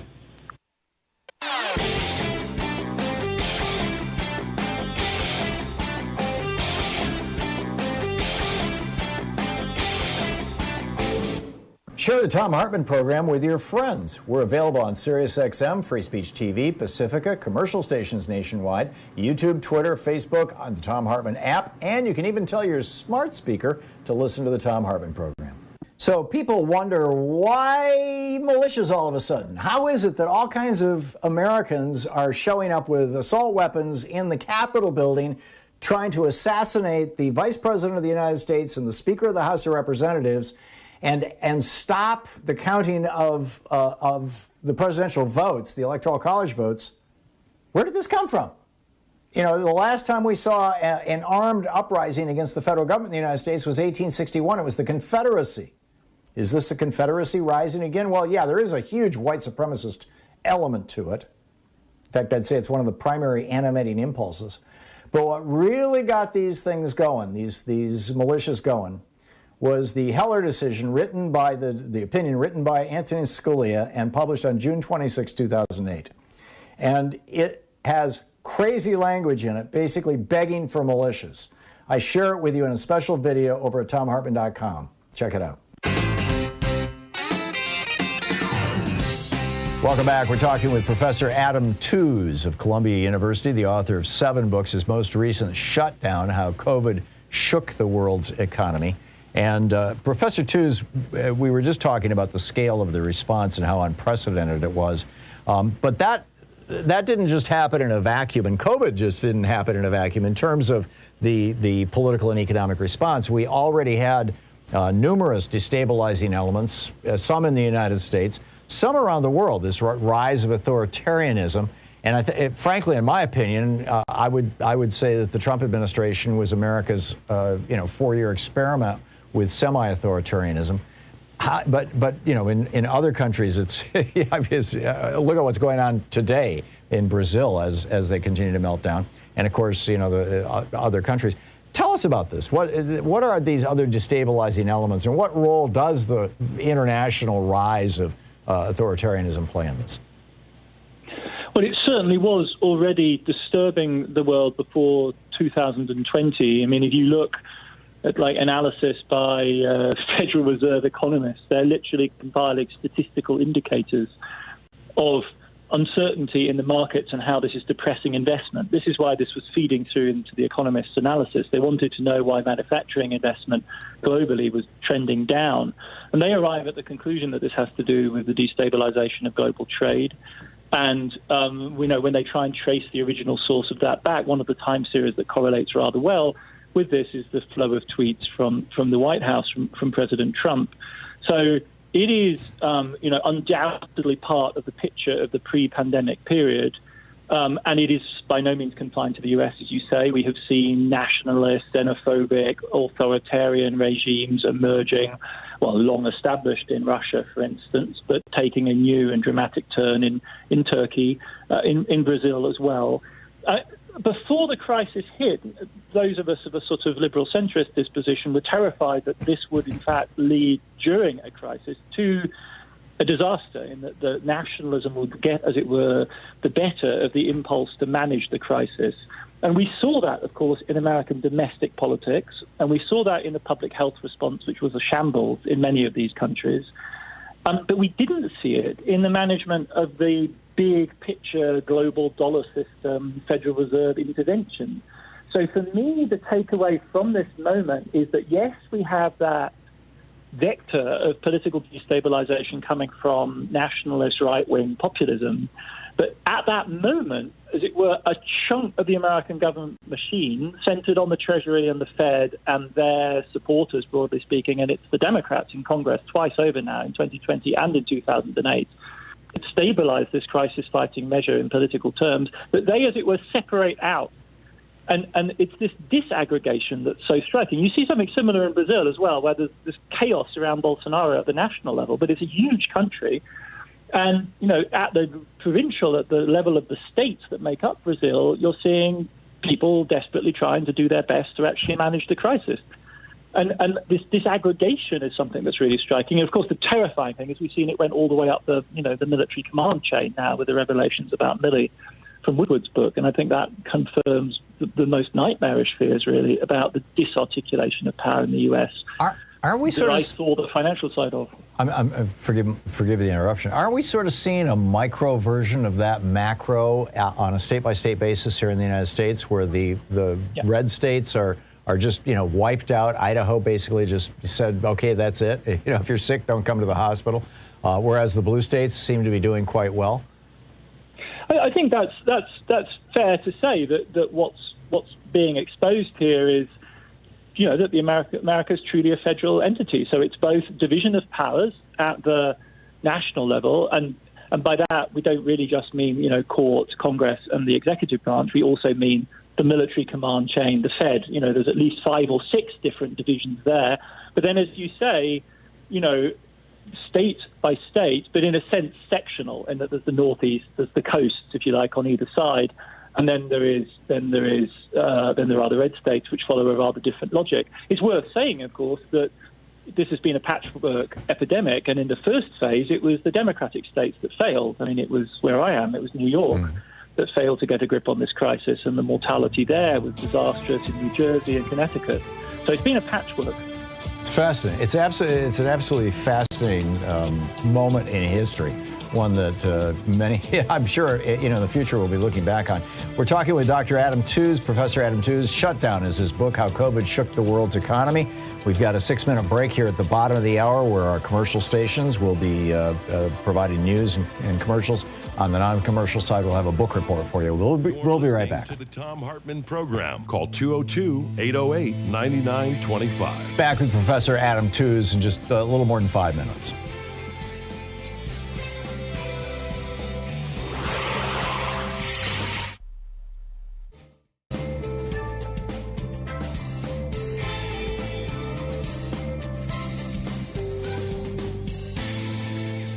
It's the pandemic time, and it's also the Free Speech TV fundraising time.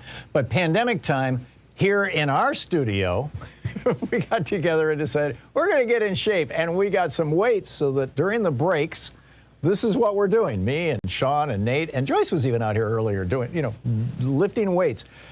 We're strengthening ourselves so we can be available to you and be healthier and do a good show. And we'd like you to help strengthen Free Speech TV.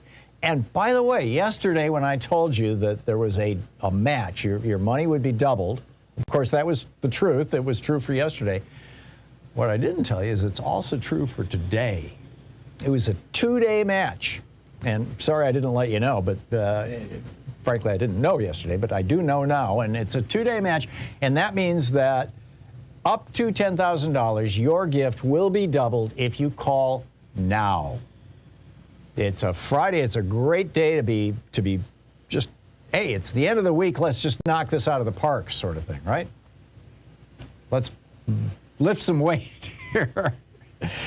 We are, by the way, the $10,000 match is the result of a very generous contribution or a generous pledge from the frontline funders, Suzanne in Virginia, Mark in Florida, John and Jean here in Oregon, Delaney in Missouri, Sonia and Gerhardt in Wisconsin, Deborah in California, and Robin in Vermont. And thank you to our frontline funders who make this 100% match, this doubling your money match possible. It's a big deal. It's a real big deal for a little tiny nonprofit like Free Speech TV that runs on a budget that's frankly smaller than I think probably any public radio, statewide public radio system in the country. It's amazing what they're able to do on just a little, a budget of just $2-3 million a year. It's just incredible. So please call now, 877-378-8669. Double your donation will be doubled. Your donation will be matched. And there are a whole collection of goodies that you can get for making a contribution right now. Although I want to emphasize that in addition to making a one-time gift that might be doubled, you can also say, oh, and by the way, just take $5 a month for the rest of the year off my credit card, just every month. I can deal with that, and that's a real important thing too. So, with a $20 gift, you have your choice of the Free Speech TV sticker or the Free Speech TV clear sticker, the sticky sticker or the clear sticker. With a $50 gift, there's the very nice hefty canvas tote bag, Free Speech TV tote bag in 2 elegant models. With the $75 gift, there's the Free Speech TV hat or the official Thom Hartmann Program Free Speech TV mug. And it's a nice little coffee cup. With a $100 gift, there is your choice of the Free Speech TV branded notebook and pen or the Free Speech TV socks. With a $120 gift, you have your choice of the Free Speech TV t-shirt or an autographed copy of my book, The Hidden History of American Healthcare.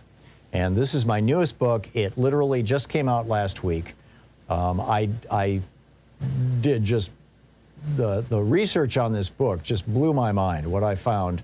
And you've probably heard me talk about it on the air up to this point.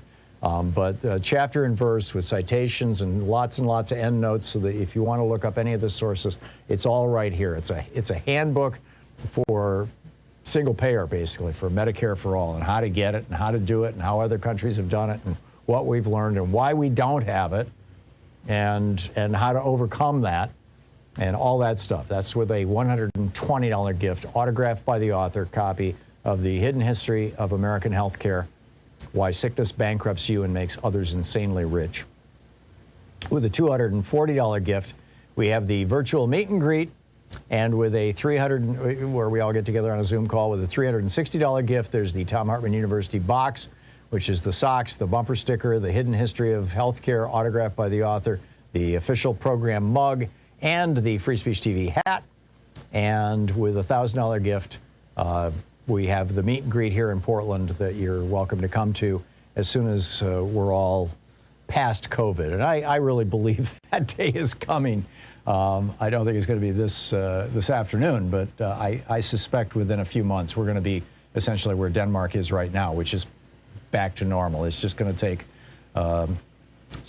some Republicans coming around. But anyway, what can you do? So help us strengthen Free Speech TV. Help us make this network strong. We need to build Free Speech TV. We need to sustain it as well. And you know, part of this, hopefully, if we hit our goals, the majority of it, of course, is going to simply pay for the electrons that are carrying my voice and image to you right now via, you know, bouncing off a satellite in outer space, as incredible as that sounds, from this little tiny studio here in Portland, Oregon. Part of it is for that. And part of it is also to look at, you know, what new projects, what new talent, what new programming can Free Speech TV give? So the telephone number is 877-378-8669. Please call now. Thank you.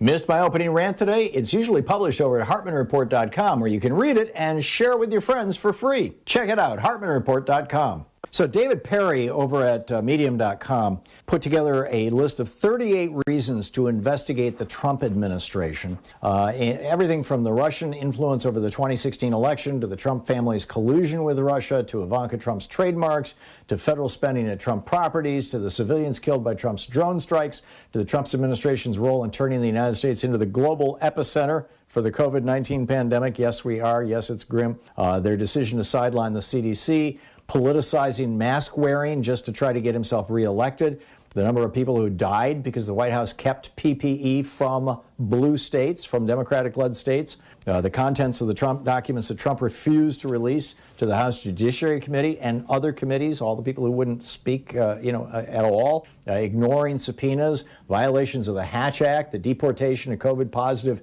immigrant families, illegal altering of records. Anyhow, there's a whole list. It's over at ThomHartmann.com. Check it out.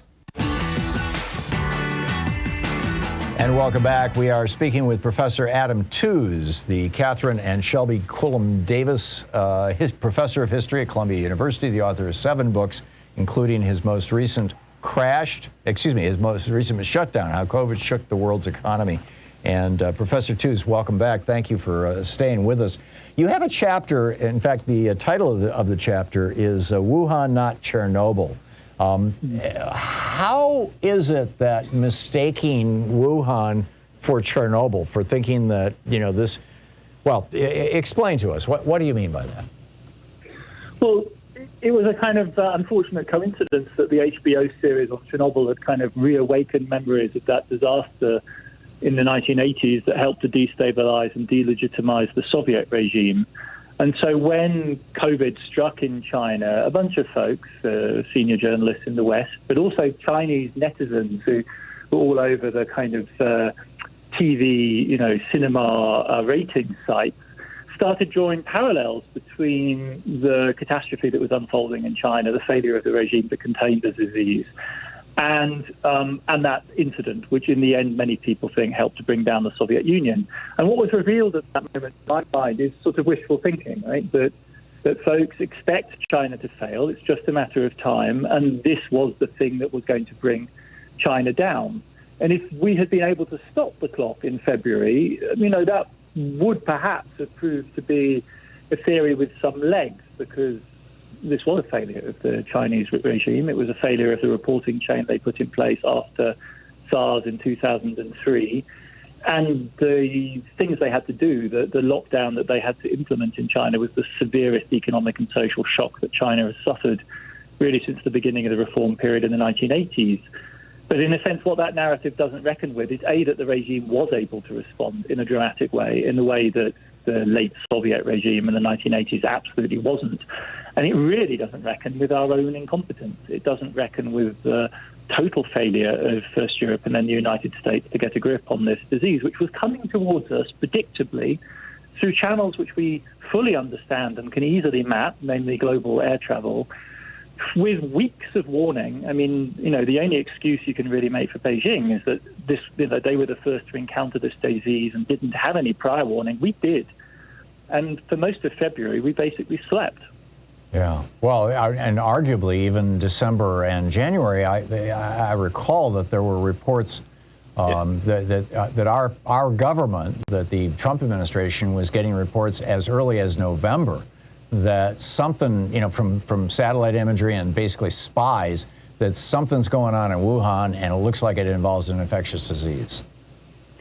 Absolutely. But I mean, that is, as it were, the sort of more speculative end of the story. From the 20th of January 2020, there's just no excuse. It's on Chinese television. I mean, the Chinese General Secretary of the party and the president is admitting, hands up, we have a huge problem here, and we are now going to do radical things. And what really strikes me, and it's not, I would say I was myself party trip. Like, it's really a wake-up call to us all in the West to understand what it means when we say glibly, we're all tied together in a global world, we live in a global village, everything is so interconnected. But then when it gets serious, when it gets real, all of a sudden we find all sorts of excuses and reasons to actually not take serious the fact that we're interconnected. And for me, Chernobyl stands for that, right? It exoticizes it. It makes it feel like something that's ancient history, first of all, and in some provincial, Ukrainian town behind the Iron Curtain. And that is not our reality. Wuhan is a city of 10 million people, affluent enough so that half of them, for the great New Year's holiday, traveled outside the city, and tens, if not hundreds of thousands of them went on long-distance trips. So when something like that happens there, when Beijing has to cut Wuhan off, all of the lights need to go off around the rest of the world. We need to react immediately. Yeah, and hopefully we will the next time. You also write we're talking with Dr. Adam Tooze, author of Shutdown, How COVID Shook the World's Economy, how essentially what this pandemic has demonstrated to us is that the world's financial stability, and you argue, and I would emphasize this, even political stability, is also dependent on and interdependent with or interpenetrated by the natural environment. We're certainly seeing this in a big way with global warming, but this pandemic is another example of that. Yeah, I mean, the most sort of extraordinary example today might be the situation in California in the summer, right, where they couldn't fight the raging historic forest fires because the teams of prison inmates they normally rely on to do the most dangerous firefighting were quarantined as a result of an out-of-control COVID epidemic within the correctional system.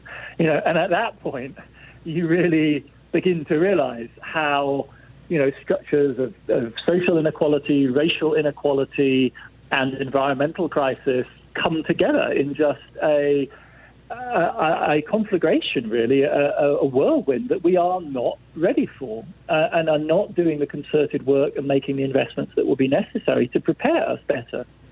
Well, and speaking of that, I know here in the United States, many of our hospitals have become commercial enterprises. I've talked many times in this program and written about how back in the 70s, I owned an herbal tea company in the early 1970s. We had 18 people working for us, a little factory, and we were bagging up herbs and selling them around the world or around the country. And healthcare, we provided healthcare to all our employees. It was cheap, and the reason it was cheap was because at that time, the law was, in Michigan anyway, and it was the case in most other states in the United States, that all the hospitals had to be nonprofit organizations and all the health insurance companies had to be nonprofit organizations. And, the Reagan Revolution blew that all up, and hospitals have become now major profit centers. And that has not served us well in this pandemic. No, it really hasn't. I think it extends all the way up the food chain. It's an amusing story, perhaps. This book is being published in Germany this week as well, and it was translated. And one of the points I make about the inadequate funding of the World Health Organization is that the World Health Organization's budget at $2.5 billion a year is smaller than that of any major American urban hospital complex. And my German editor looked at this and said, Professor Tooze, there must be an error here. You must be wrong. And I thought, oh, my God, have I got this wrong? And I looked. In fact, it's just the truth. The big commercially operated hospital systems in the top 20 American cities have larger budgets than the WHO.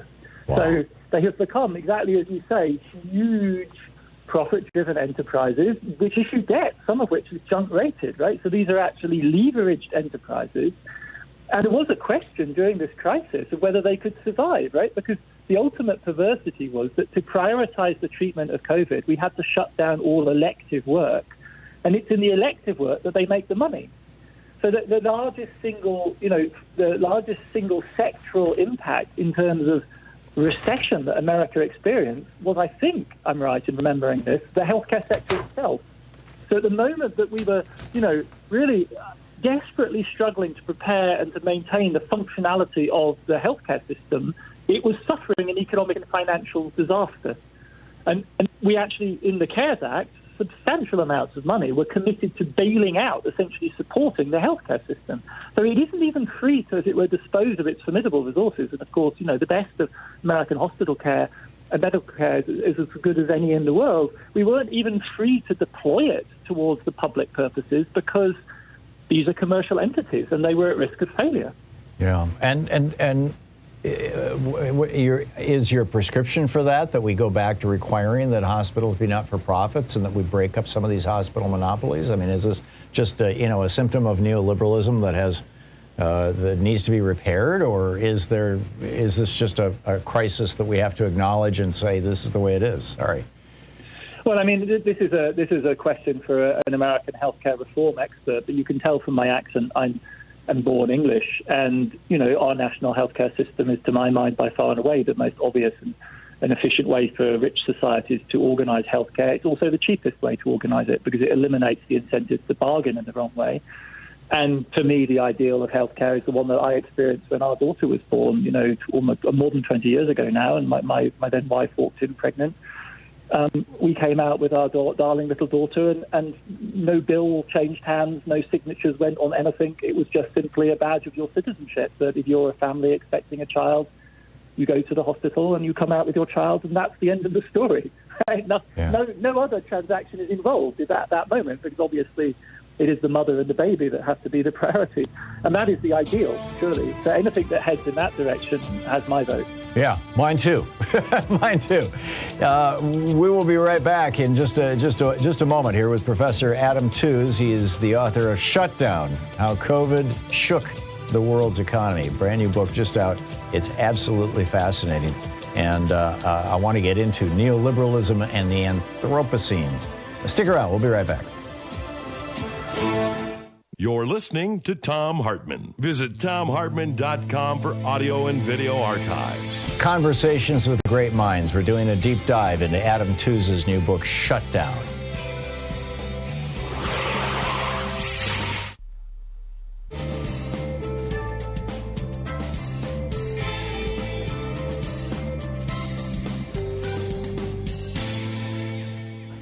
And welcome back. Professor Tooze, I know that we touched briefly on the 2008 financial crisis and some of the, in the very beginning when I was asking you about the disruptions that we saw and the role of capitalism and all that. But the lessons of the 2008 financial crisis, in some ways helped us deal with 2020, apparently, particularly at the level of the Fed, but in some ways absolutely did not. Can you elaborate on that? Well, this was a completely different type of crisis.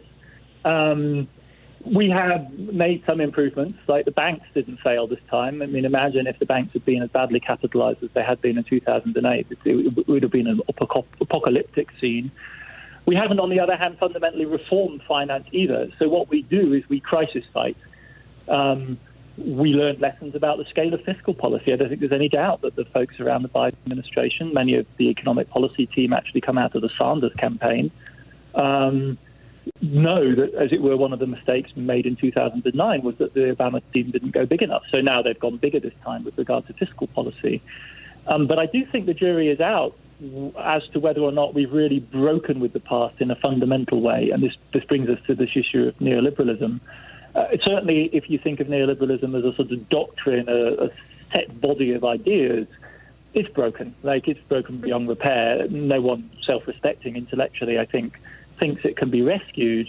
But at the level of economic policy making, as it were, what we do and the tools we use, and the way in which those tools, like Fed action, are entrenched within, and this is the crucial follow-on point, a social structure shaped by neoliberalism since the 1970s. Your argument, for instance, about the medical system, of course, associated with that is a medical profession paid as it's never been paid before. In the same way in the Fed and in the monetary system, we're talking about a giant overgrown financial system to which the Fed is connected. At that level, the ideas may be broken and we may be in a new world in that respect. But when it comes to the practice and the social interests associated with it, there's a really high measure of continuity. How so? Well, because the way the Fed acts repeatedly entrenches and reinforces existing biases, existing inequalities. Because when you pump money into the financial markets, it's the financial markets that get it first.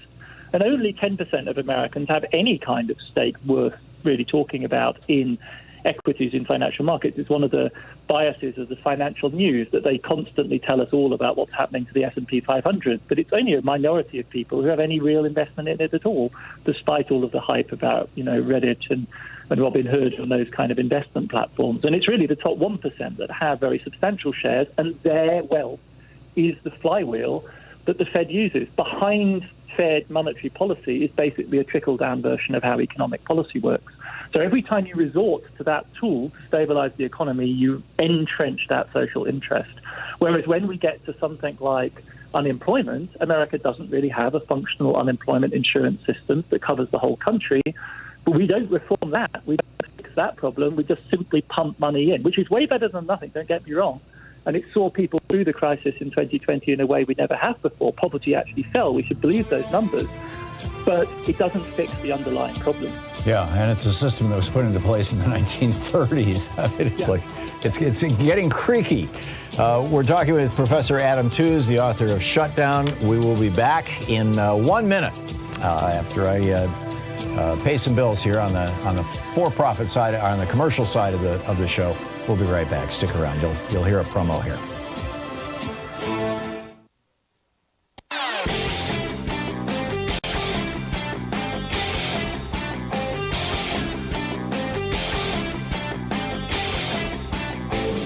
Our 1 hour free podcast recaps our show, and it's available wherever fine podcasts are found. And we have the full 3 hour podcast available over at thomhartmann.com if you want to really support our program. We're trying to provide the very best content that we can for you at Hartmann Report and over at thomhartmann.com. And on Hartmann Report, every day, 6 days a week, I write an op-ed. Very often they're my rants, also for the radio and television program. And it's ad-free, commercial-free. It's free. You can sign up. It'll get pushed into your email box. Check it out at hartmannreport.com. And, of course, over at thomhartmann.com, we have our weekly video that we put up every week that does a deeper dive for people who are members of our program of thomhartmann.com.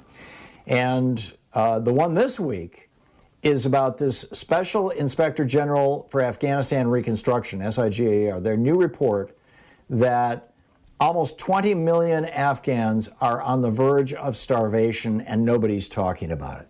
Check it out at thomhartmann.com. And welcome back. We're talking with Professor Adam Tooze, his new book, Shutdown, How COVID Shook the World's Economy. We were talking just a moment ago about how neoliberalism and the financialization of our economy not only have whacked the middle class for the last 40 years, but and just wreaked havoc with our political system. I think many have argued that the 2016 election of Donald Trump was, a direct response to this 40-year Reaganism experiment. But also, it also did not leave us in good shape for this pandemic. When we combine that with this being the first major crisis of this new era, and forgive me if I'm mispronouncing this, the Anthropocene. That's right. Yeah. Yeah. In other words, the anthro-human. This is now the first in the eras of the history of our planet, the first one that has been largely shaped not by comets hitting us or whatever, but by human activity reshaping the world. How is this confluence of neoliberalism and the advent of this new cycle era in the history of our planet and this COVID. How do these things all tie together? It's a train wreck. I mean, it's an absolute train wreck. And the book, I have to say, doesn't offer any easy answers. What we are looking at is a kind of rubble field of failed projects to a certain extent. One thing I think we should warn against is the over-optimistic idea that the end of neoliberalism as a coherent intellectual project means we can somehow wind the clock back to the era of the New Deal. I'm a keen advocate of the vision of the Green New Deal because it, I think, offers us a way forward, but we have to be clear about what the political obstacles are. And I think, the last couple of years of congressional politics have taught bitter lessons in that respect. Its diagnosis that we face a triple crisis, environmental, economic, and social, is spot on. But can we, gain purchase for that? We have to add another component here when we're talking about the environment, and it's China, and it obeys its own logic. It's not reducible, I think, to the Western model of neoliberalism. That's where this virus came from, either from a lab that went badly wrong, and there are loads of labs in China and loads of labs here, and so we should expect that kind of snafu, or from the relentless growth of Chinese society into what's left of the wilderness there. Either way, it is China's growth that produced this risk factor for the world. China managed to cope with it better than us, but going forward, China's phenomenal economic growth over the last 2 decades has totally transformed the climate problem, for instance. So in a sense, we are in a world in which, yes, we have our national and European and American stories of the crisis of neoliberalism. We have this mounting environmental crisis at the global level. But when it comes to CO2 emissions, China is responsible for as much as Europe, the United States, and the rest of the rich countries of the world put together. So the truly daunting prospect is that we really don't have our fate in our own hands anymore. I mean, we can do our best to make ourselves more resilient, more flexible, more nimble in the way we respond, more creative. That is, as it were, what our politics should be directed towards. But we should not kid ourselves. And this is one of the things I worry about a little bit with the Green New Deal. But, the New Deal ends with World War II and victory over fascism and D-Day, and then, as it were, the greatest generation that moves on from there. That's a horizon which is no longer really ours at this point. That doesn't mean that we shouldn't push for progress and reform and everything that we possibly can at home, but we should be clear about what scale that operates at. And where these risks are coming from, that's a bigger, wider global thing that we are really only a part of, a big part, and we have huge responsibility. And frankly, we should be doing our best to contribute to whatever solutions we can come up with. But we shouldn't kid ourselves into believing that we really control our own destiny here. Yeah, it is an interrelated world, as it were.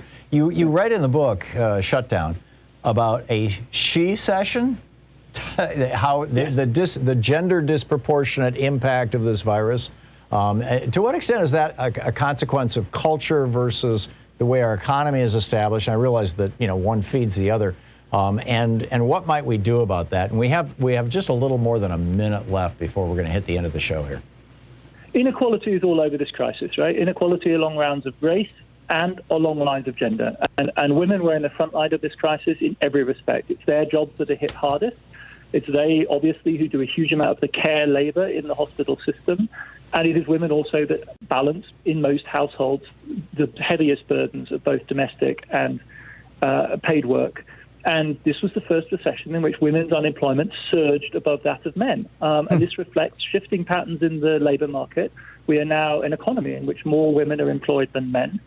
And so, as if by a kind of perverse fate, the first major recession to come along hits this society, and it produces a majority of unemployed being women. Unprecedented, especially in the minority communities. To have the peak levels of Latino unemployment that we did was really without any kind of a precedent. And so that has to be, this is why I think the CARES agenda of the Biden administration is so fundamental, because they are focusing on the dimensions of inequality and economic prosperity that impact women and impact families for the first time. Absolutely remarkable. A brilliant book, Shutdown, How COVID Shook the World's Economy. Professor Adam Tooze is the author, professor of history at Columbia University. We've spoken before about Crashed, how a decade of financial crises changed the world. Dr. Tooze, thanks so much for dropping by today. It's been great talking. Thank you, Tom, for having me on. My pleasure. Our Conversations with Great Minds with Professor Adam Tooze.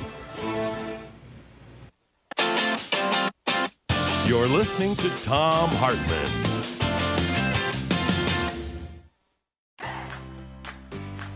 These companies support the Thom Hartmann Program. They are HelloFresh, the #1 meal kit delivery service. More information at HelloFresh.com, code TOM. CB Distillery for sleeping and pain relief. More info at cbdistillery.com, code TOM. Dinovite, only the best all-natural pet supplements. More info at dinovite.com.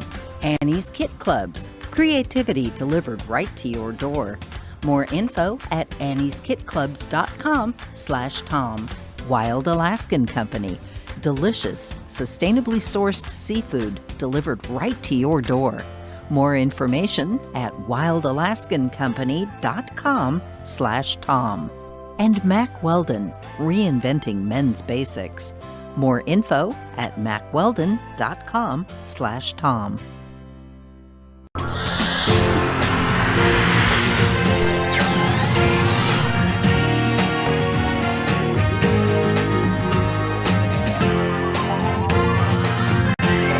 We say fight back!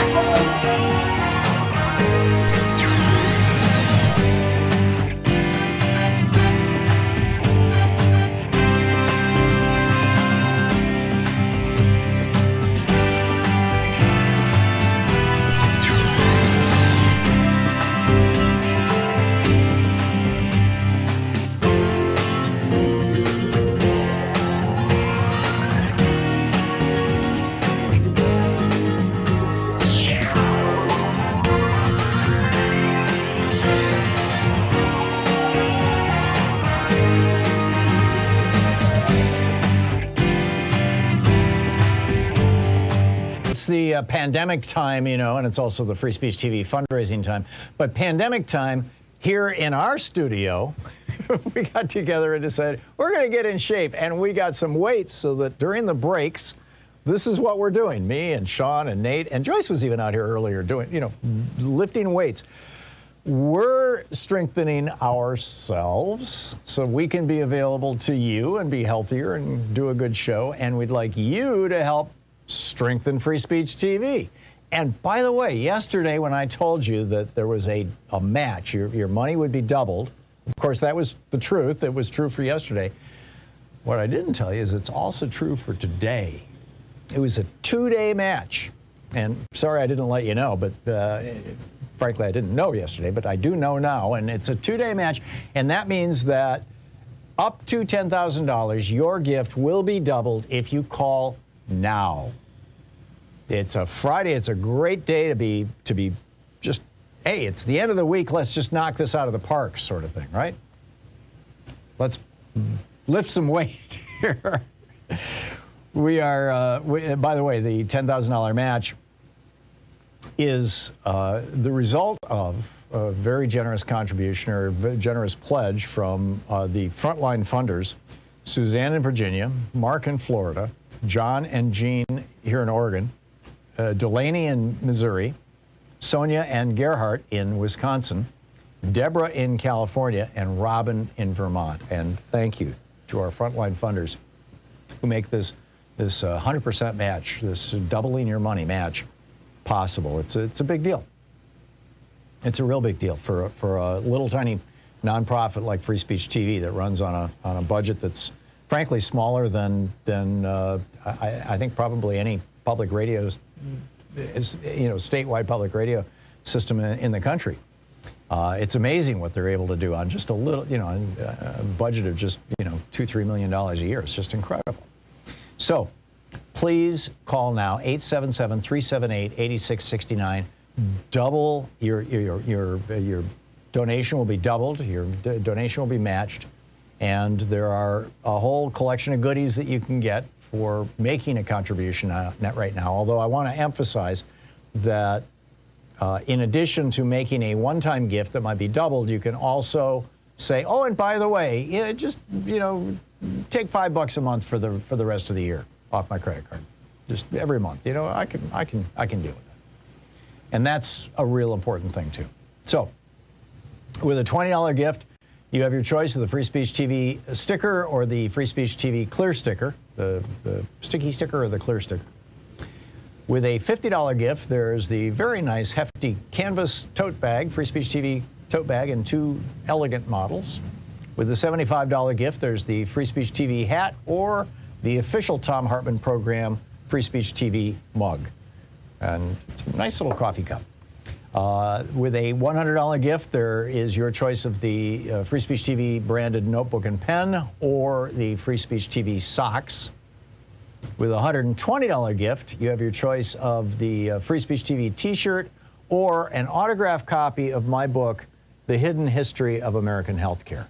And this is my newest book. It literally just came out last week. I did just, the research on this book just blew my mind, what I found. And you've probably heard me talk about it on the air up to this point. But chapter and verse with citations and lots of end notes, so that if you want to look up any of the sources, it's all right here. It's a handbook for single payer, basically, for Medicare for all, and how to get it and how to do it and how other countries have done it and what we've learned and why we don't have it and how to overcome that and all that stuff. That's with a $120 gift, autographed by the author, copy of The Hidden History of American Healthcare, Why Sickness Bankrupts You and Makes Others Insanely Rich. With a $240 gift, we have the virtual meet and greet, and with a where we all get together on a Zoom call, with a $360 gift, there's the Thom Hartmann University box, which is the socks, the bumper sticker, the Hidden History of Healthcare, autographed by the author, the official program mug, and the Free Speech TV hat. And with a $1,000 gift, we have the meet and greet here in Portland that you're welcome to come to as soon as we're all past COVID. And I really believe that day is coming. I don't think it's going to be this afternoon, but I suspect within a few months we're going to be essentially where Denmark is right now, which is back to normal. It's just going to take some Republicans coming around. But anyway, what can you do? So help us strengthen Free Speech TV. Help us make this network strong. We need to build Free Speech TV. We need to sustain it as well. And you know, part of this, hopefully, if we hit our goals, the majority of it, of course, is going to simply pay for the electrons that are carrying my voice and image to you right now via, bouncing off a satellite in outer space, as incredible as that sounds, from this little tiny studio here in Portland, Oregon. Part of it is for that. And part of it is also to look at, what new projects, what new talent, what new programming can Free Speech TV give? So the telephone number is 877-378-8669. Please call now. Thank you.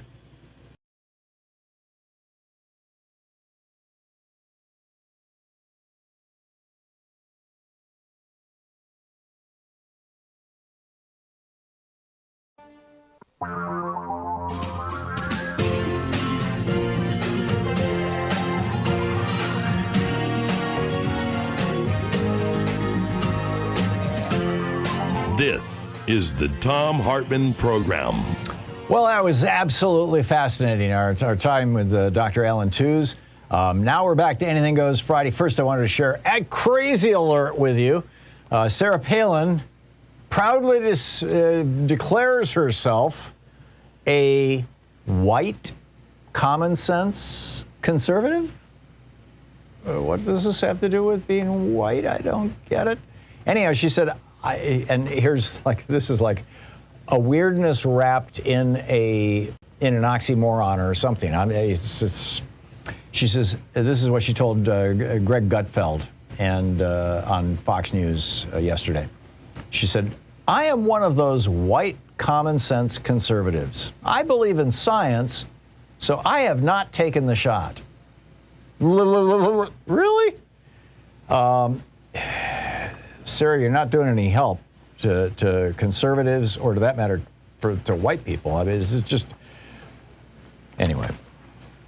So there's that. And Donald Trump, when he was on his way out of office, signed an executive order to give himself and his children and former cabinet members 6 months of extra Secret Service protection and all kinds of goodies. So now the Secret Service, like in June, for example, Steve Mnuchin, the foreclosure king, the guy who, His company threw something like 10,000 people out of their homes in California. So he was the perfect man to be our Treasury Secretary. He went to Qatar, that country over there in the Middle East, looking for money for his investment fund, and guess who went along with him at the cost of $11,000 just for hotel rooms at the St. Regis in Doha? The Secret Service. Why are we paying for security for multimillionaires? The same thing with Trump's kids, who, you know, their weekend houses, their vacations, or resort in Cabo San Lucas, business trips. We've got the Secret Service following them around, all because Donald Trump signed. And by the way, they're all staying in Trump properties when and where possible, and so does the Secret Service. So it's just squeezing a couple $100,000 more out of the U.S. Treasury and dumping it into the Trump coffers. Disgusting doesn't begin to describe this grifter. Anyhow, as I said, it's Anything Goes Friday, so let's pick up your phone calls. Alicon in Bozeman, Montana. Am I saying your name right? Halcyon. Halcyon. Okay. Hey, Halcyon, what's up? Hello, Mr. Hartmann. I've been listening to you since 2005 when I was living on a hill on Beacon Hill in South Seattle. Wow. Thank you. Long time. So what's yes, up? Sir. Mr. Hartmann, I would like to know your view of change over time between young and old regarding the use of vulgarity, how vulgarity is seeped into the music we listen to and how it affects the youth and society in general. It seems that the open use of vulgarity has permitted many people to accept that hurting other people is acceptable, especially on the internet. And I'd like to take my answer up here. And thank you, Mr. Hartmann. Sure. Thank you, Halcyon. My sense of it is that each generation defines vulgarity for themselves.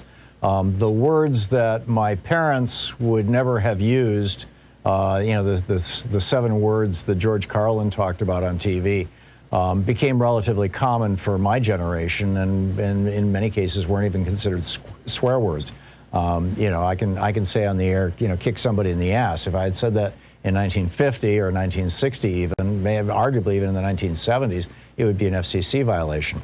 On the other hand, the younger generation that are using, the F word or GD or, words that our generation considered to be very obscene, in our generation, the N-word was casually thrown around by white people, and this generation coming up, and slurs against, non-cis or non-gender conforming people, gay people, LGBTQ, trans people. Those slurs are the new obscenity. So frankly, I think, Halcyon, what's going on is that each generation defines for itself what they consider obscene, what they consider hurtful or harmful. And that's just the normal and probably healthy evolution of society. Did I answer your question? Maybe, maybe not. Okay. Thanks a lot for the call. Israel in Chandler, Arizona. Hey, Israel, what's on your mind today? Good morning.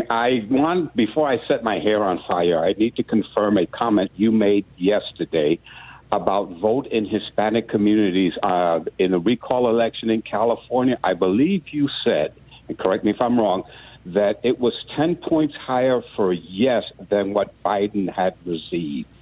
Not than what Biden had received, than what the projections were based on past elections.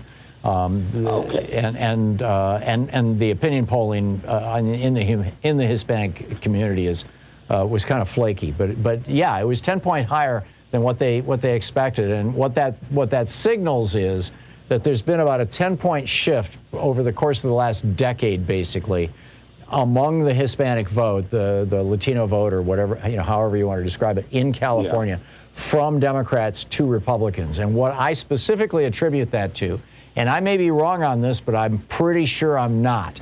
What I specifically attribute that to is the proliferation. We've gone from right-wing Spanish language talk radio, Spanish language Rush Limbaughs. We've gone from them literally not even existing 15 years ago to now there being hundreds of stations around the United States. And I don't know the count in California, but I would be surprised if it wasn't probably at least 30 or 40 of them in California. And they are indoctrinating a new generation of Latinos or of Hispanics the same way that, Limbaugh and his buddies for 40 or 30 years have been indoctrinating, everybody else, the English speakers in this country.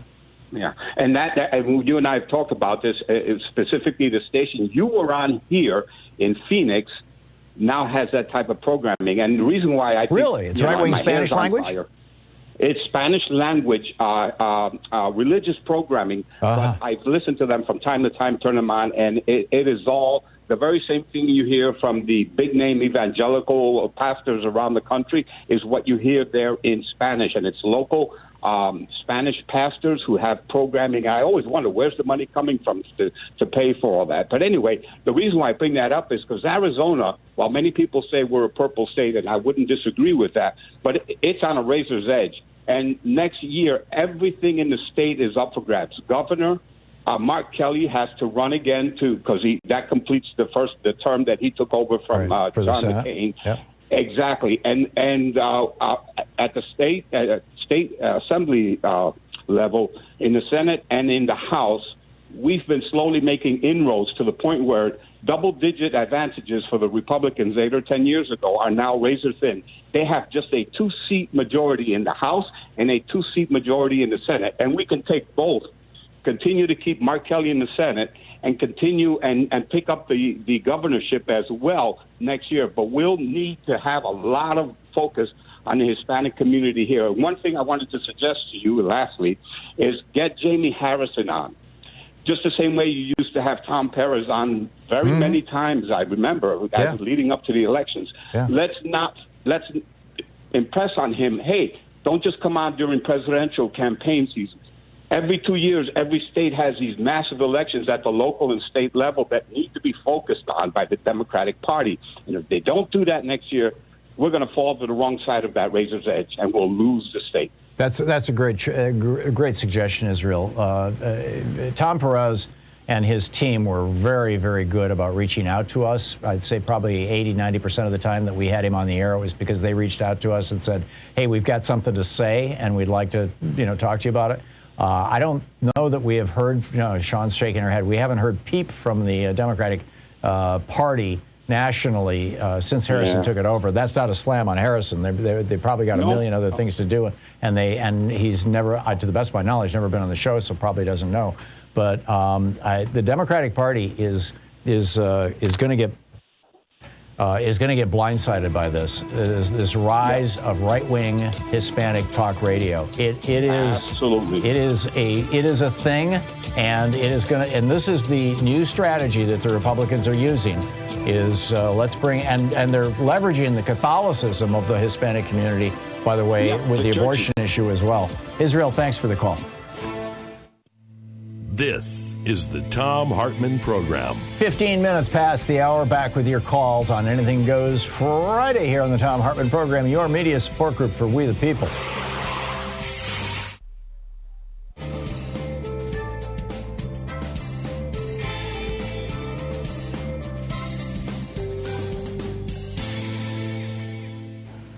And welcome back. Robin in Kingston, Washington. Hey, Robin, what's up? Hey, Tom, just checking in on a couple of little issues I wanted to speak about. First of all, I agree with the Hispanic Catholic radio catching the Democrats by surprise, as usual.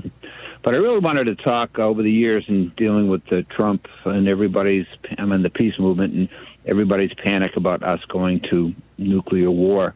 I thought that Milley really exposed something that I have known to be the case for years, and that is that presidents don't so easily just go to, push the red button. There's a layer of information and a layer of steps that have to take place. And in the end, it's the Pentagon that makes the decision. And I thought that's exposed. They're probably going to try to cover that up, but that's really the way the whole deal goes. The U.S. military has a major influence on our foreign policy. Yeah. It's a very imperfect system, Robin. If I could just real quickly, I was reading for an op-ed I wrote earlier in the week. I was reading the history of the Gulf of Tonkin. The ship that was supposedly attacked in the Gulf of Tonkin, And it turns out that Robert McNamara, who was our defense secretary at the time, who very much wanted a war in Vietnam. I mean, this guy was a hawk's hawk, right? He's the one who drummed this thing up. And for 2.5 weeks, he knowingly lied to President Lyndon Johnson about it. And so Johnson was all gung-ho, and we got to get in there, and we got to do something. This is terrible. We can't tolerate this. It took 2.5 weeks for Lyndon Johnson to discover that McNamara had lied to him, and at that point, he couldn't take it back. And thus, we had a president who was essentially manipulated into the Vietnam War. Now, from that point forward, Johnson owned it all. I don't mean this as any excuse for LBJ's behavior in Vietnam. But, the ability of people within this system of the Joint Chiefs, the Secretary of Defense, the Defense Department itself, and the White House, and to put us in or keep us from a really dire situation is completely outside of what the founders put into the Constitution, which is that only the joint body of the House and the Senate together with the majority vote can declare war on behalf of the United States. Yeah, I agree. Read the same stuff. I also read Robert Stinnett about World War II. It's very important. And I can't agree with you more about the dereliction of duty of our U.S. Congress for passing away their responsibility ever since into 1950. the AMUF. I mean, they gave Harry Truman, Congress gave Harry Truman the ability to fight a war in Korea that was undeclared. That's crazy. I very much agree, and so I hope we can do something about that. But I want to talk about tomorrow's insurrectionist march in Washington, D.C. Yeah, if there's 300 people there, I'll be surprised. Yeah, just watch how they're going to spin this. It's going to be quiet, peaceful, legal, and overall sweet. And then Fox News and all the right-wing spinners are going to use that short video and say, see, this is really what actually happened on the 6th. We're really not that way. We're this So way. they're getting a whole new set of B-roll for whenever January 6th comes up.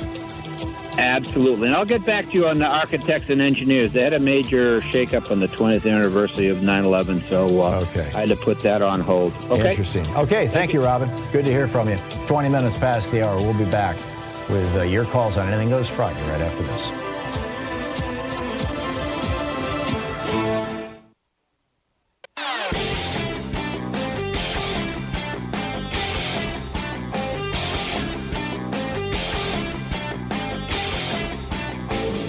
Hey, thanks so much for sharing our program and for reaching out to our stations and sponsors and letting them know that you're listening. It really means a lot to us. Hey, we have a new video over at ThomHartmann.com. It's about this movement that has, it's being characterized in the media as being just, fringe wackadoodles, crazy people on YouTube, stuff like that, who are talking about how Democrats are torturing children to get the adrenochrome out of them, and Hillary Clinton is eating babies, and the ship in the Suez Canal, and how, and the really interesting one now, how if you get the vaccine for COVID, that it will change your race. Yes, something that will make white people absolutely hysterical. The problem is, this isn't just the Flat Earth Society. These aren't the people that we used to laugh at. This isn't just a few crazies on the edge. They just had a convention in Oklahoma, a serious convention where they were calling for Democrats to be put in front of a firing squad and shot. You need to check this out. It's over at ThomHartmann.com.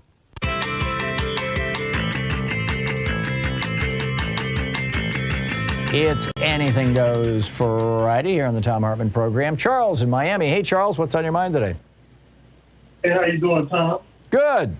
All right, I'm enjoying your show, but... Thank you, Charles. Charles, I need you to get your mouth closer to the microphone. I can't quite hear you. Okay, is this better? Not quite. Just hold the phone, even if it's on speaker. Just put that microphone right up against your mouth and let's go. Okay. Can you hear me now? Yes, sir. So what's on your mind? Well, I think from the very first time we started talking, it may have been 2003, 2004, and I've always, from the very beginning, I've always been trying to say, how come they destroyed the Clinton? I'm talking about the Republicans. how come they went after the Clinton presidency with the fervor that they did, more than Obama. Although, I mean, that was just about hate. But this was about the money. And this was about balancing a budget. And what we produced, the economy that we produced where we had rich people paying actually some tax, more taxes than they're paying now.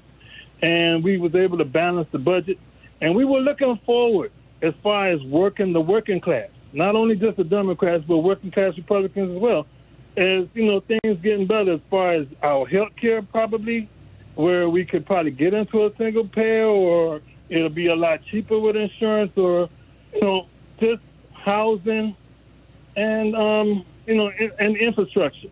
But I think there's a great divide that, of course, between working class people and the rich, and also the rich and the military. I think for some reason, I believe that Fox News is an extension of the military.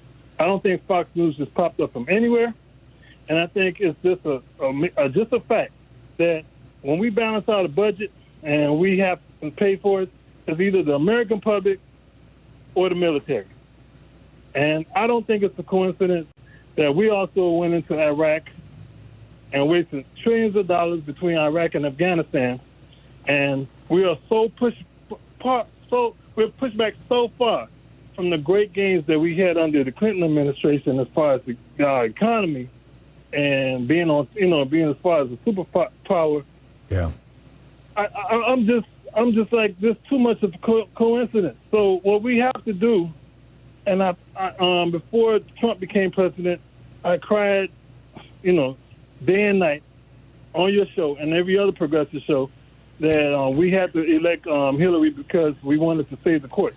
Well, right now we have the House, we have the Senate, and we have the White House.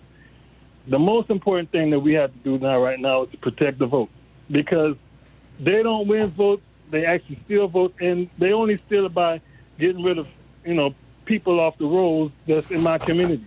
So the major cry right now, folks, is, I'm going to say it over and over, call your congressman, call your senators, call the White House.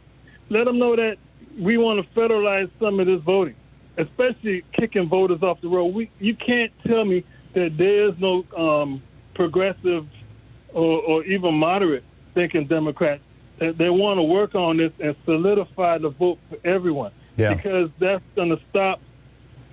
Yeah, this is probably the largest issue that nobody's talking about, Charles, is what Jeb Bush did to get his brother elected, knocking 90,000 African Americans off the voting rolls in Florida just weeks before the election, or just months before the election.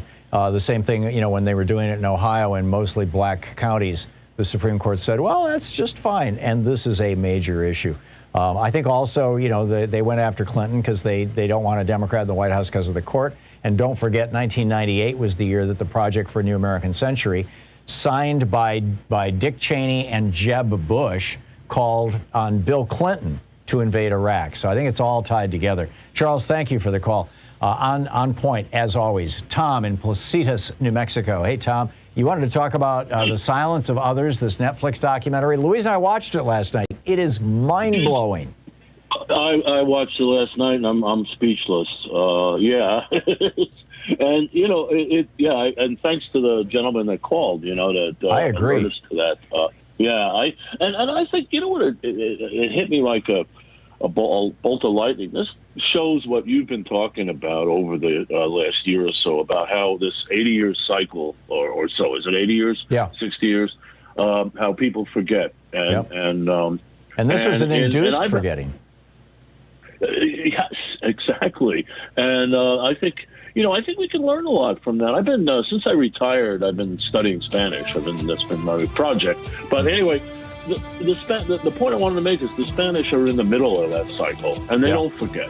Yeah. And there are any number of things you can watch that they treat fascism like it is. They don't like it. They don't want it. This is an absolutely essential documentary. It is subtitled. It's in Spanish, but it's mind-boggling. It's called The Silence of Others. It's on Netflix. It's free. Tom, thank you so much. You're listening to the Thom Hartmann Program. Call 202-808-9925. It's about how in they had 40 years of Donald Trump, essentially, of Franco.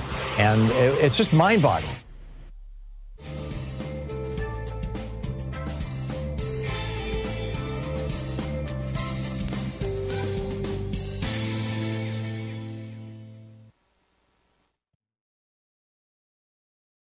It's the pandemic time, you know, and it's also the Free Speech TV fundraising time. But pandemic time, here in our studio, we got together and decided we're going to get in shape. And we got some weights so that during the breaks, this is what we're doing. Me and Sean and Nate and Joyce was even out here earlier doing, you know, lifting weights. We're strengthening ourselves so we can be available to you and be healthier and do a good show. And we'd like you to help strengthen Free Speech TV. And by the way, yesterday when I told you that there was a match, your money would be doubled. Of course, that was the truth. It was true for yesterday. What I didn't tell you is it's also true for today. It was a 2-day match. And sorry I didn't let you know, but frankly, I didn't know yesterday, but I do know now. And it's a 2-day match.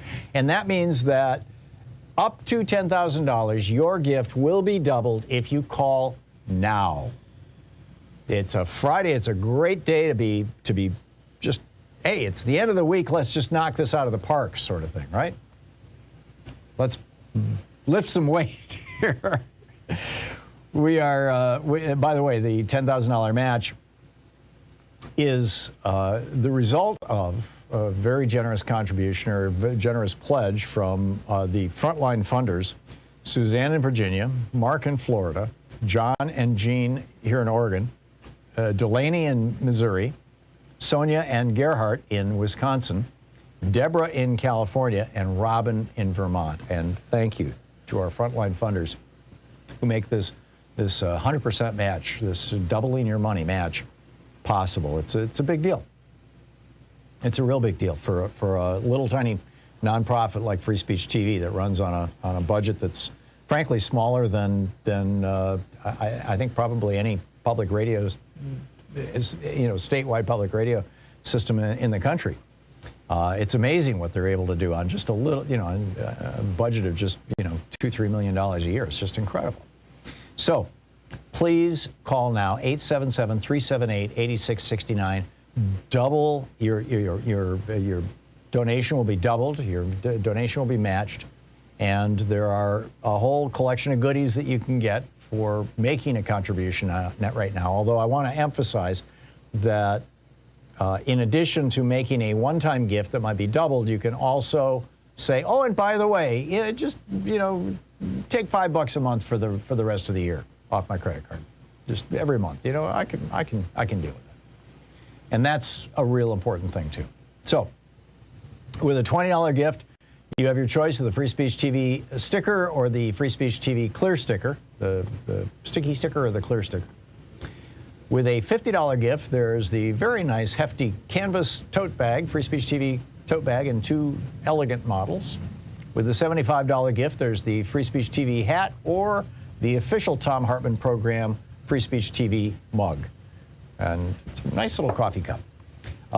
With a $100 gift, there is your choice of the Free Speech TV branded notebook and pen or the Free Speech TV socks. With a $120 gift, you have your choice of the Free Speech TV t-shirt or an autographed copy of my book, The Hidden History of American Healthcare. And this is my newest book. It literally just came out last week. I did just the research on this book just blew my mind, what I found.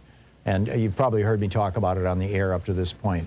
But chapter and verse with citations and lots of endnotes so that if you want to look up any of the sources, it's all right here. It's a handbook for single payer, basically, for Medicare for all, and how to get it and how to do it and how other countries have done it and what we've learned and why we don't have it and how to overcome that and all that stuff. That's with a $120 gift, autographed by the author, copy of The Hidden History of American Healthcare, Why Sickness Bankrupts You and Makes Others Insanely Rich.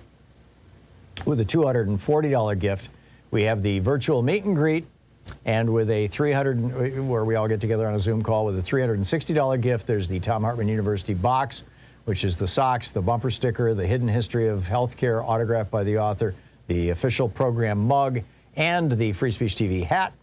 And with a $1,000 gift, we have the meet and greet here in Portland that you're welcome to come to as soon as we're all past COVID. And I really believe that day is coming. I don't think it's going to be this afternoon, but I suspect within a few months we're going to be essentially where Denmark is right now, which is back to normal. It's just going to take some Republicans coming around. But anyway, what can you do? So help us strengthen Free Speech TV. Help us make this network strong.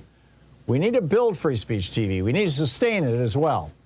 And you know, part of this, hopefully, if we hit our goals, the majority of it, of course, is going to simply pay for the electrons that are carrying my voice and image to you right now via, you know, bouncing off a satellite in outer space, as incredible as that sounds, from this little tiny studio here in Portland, Oregon.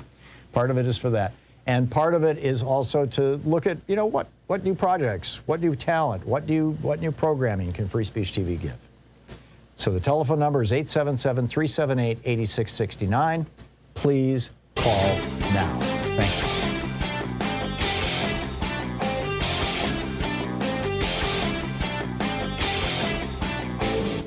Change starts with you. You can be calling your Democratic or Republican representatives to let them know what you think by calling 202-224-3121. It's the Capitol switchboard. It'll get you right through to them. So Rand Paul is now echoing Louis Gohmert. Remember Louis Gohmert back in the day, back in the after 9/11, when he was talking about terror babies. There's Muslims coming to the United States to have babies who will be citizens, and we can't kick them out anymore. And then they're going to grow up and they're going to be terrorists. Yeah, and we all kind of laughed at Louis Gohmert. So now Rand Paul is talking about how the Biden administration is taking kids from down at the border who may have it, you know, COVID, and they're plucking them up and putting them all over the United States as if they're wishing to seed the country with a new variant. Right. But that's not half of it.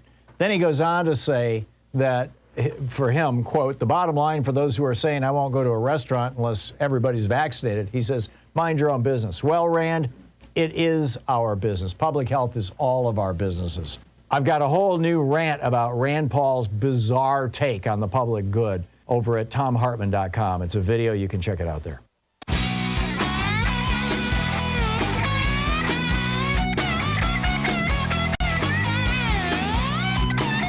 And welcome back. Thom Hartmann here with you and Margie in Wisconsin Rapids, Wisconsin. Hey, Margie, what's on your mind today?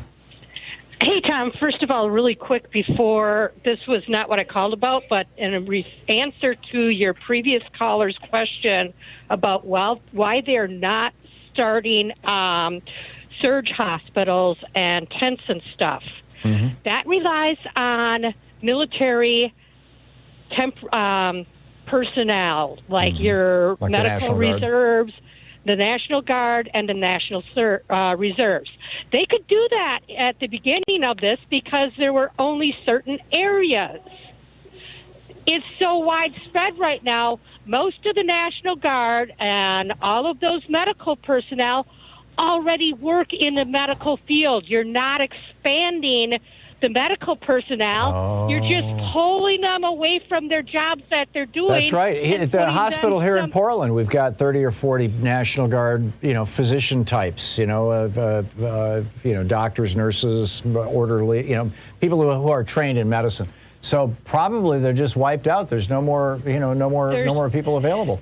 And it's just like, there are 7 states in the South that have been using so much of the nation's supply. We had a caller earlier about the monoclonal antibody treatments. They were using so much of this stuff that it wasn't available to the rest of the country. So Joe Biden had to step in and say, wait a minute, we're going to make sure that other states can have access to this as well. Because basically, these 7 southern states, all red states, instead of encouraging vaccinations, they've been saying, oh, come and get this, this treatment. And it's just a disaster because because Americans won't get vaccinated. It's crazy. So that's the reason why. That's okay. That's the reason why they're not setting up these field hospitals. They just don't have the personnel to do it. Yeah. The reason I called is a very different medical issue, and this goes to health care funding. Insurance companies and the healthcare providers have come up with a nifty new trick to deny people medical care. Now, instead of getting billed afterward for your copays, you have to pay your copay up front before you get treatment, and this includes urgent care. Whoa. So you break your leg, you get to the doctor's office, and they're like, did you bring your checkbook? Or you're at the hospital? Yes. I've had a medical issue. I'm off work right now. I have been for 3 months. And in order to get treated, there's signs everywhere. Your copay is due prior to treatment. You don't have money, you don't get through the door. Yeah, I think I saw something like that at my doctor's office too. I didn't realize it was a change in policy, though. That's yes, yeah. Oh, this is a big change in policy. Yeah. I think it said something like payment is required at time of services or something to that effect. Ours is, where I live, payment is required prior to service. Prior to delivery service. Wow. Amazing.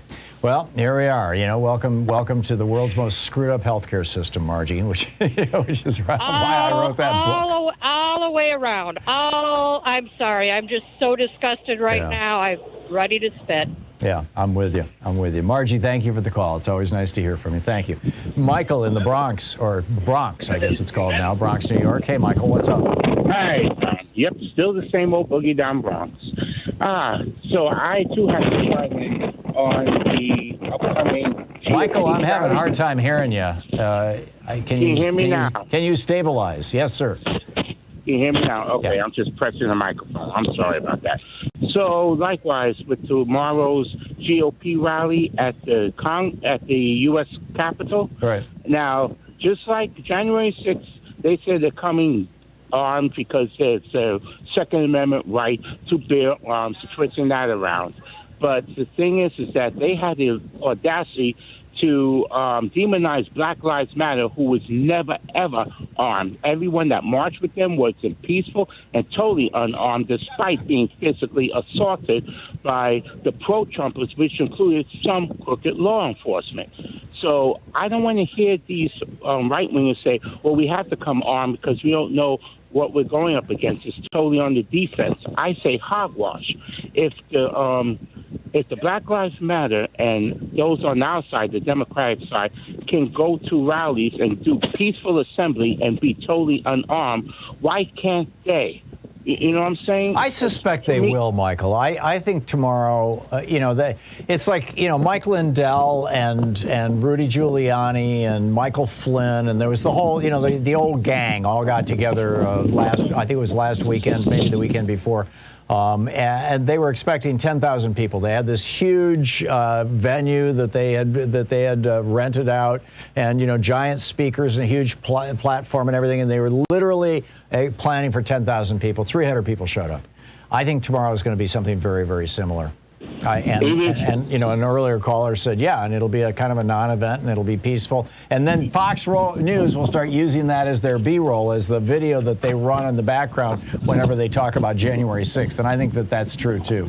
Michael, thank you for the call. Mike in Pittsburgh, Pennsylvania. Mike, you're on the air. What's up?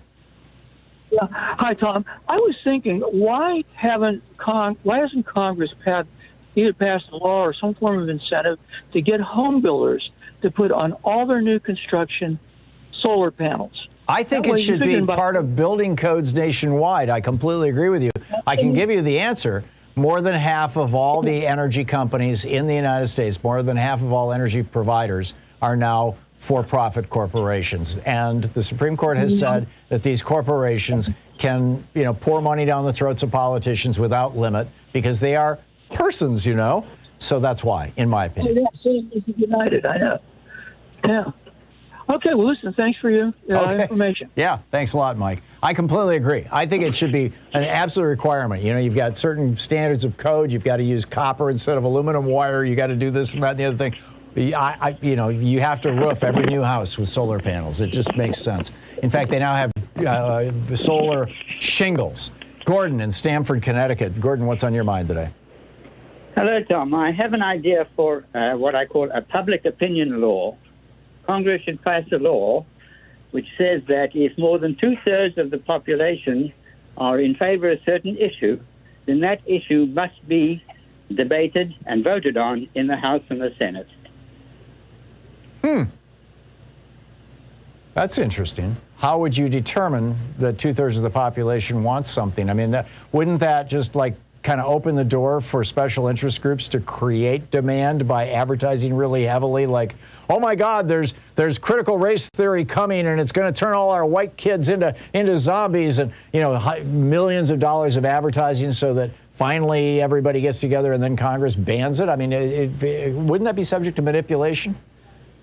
It would, but if you have an aggregate of all the public opinion polls, and they could be made official, and you know, they could be standardized, so that shouldn't be a problem. I think that because more people are Democratic than Republican, so there shouldn't be a problem with that. Yeah, well, but, I mean, this would be another democratic thing. Instead of just being able to vote to increase democracy, now you can give your opinion and increase democracy. Yeah. Well, it's an idea, Gordon. I'm skeptical, but you know, I'll keep an open mind. Thank you for the call and the suggestion. Jeff in Portland. Hey, Jeff, thanks for listening to X-Ray FM. What's up? Yeah, happy Friday, Tom. Another fascinating week of calls and interviews. And Tom, it's not why I called, but going back to an earlier call about storing nuclear waste, you mentioned it staying toxic or poisonous up to 1 million years.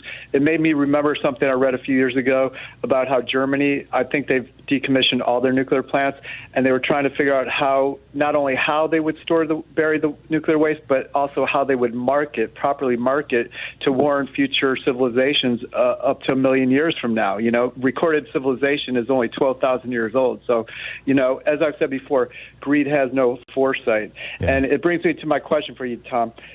You know, in my opinion, the recall win on Tuesday was just the first of 3 big rounds of a heavyweight fight that we have to win all 3, 2022 and 2024, of course, the next 2. You know, we have to win if we're going to preserve democracy, build back better, and save the planet from climate chaos. And I really think the stakes are that high, Tom.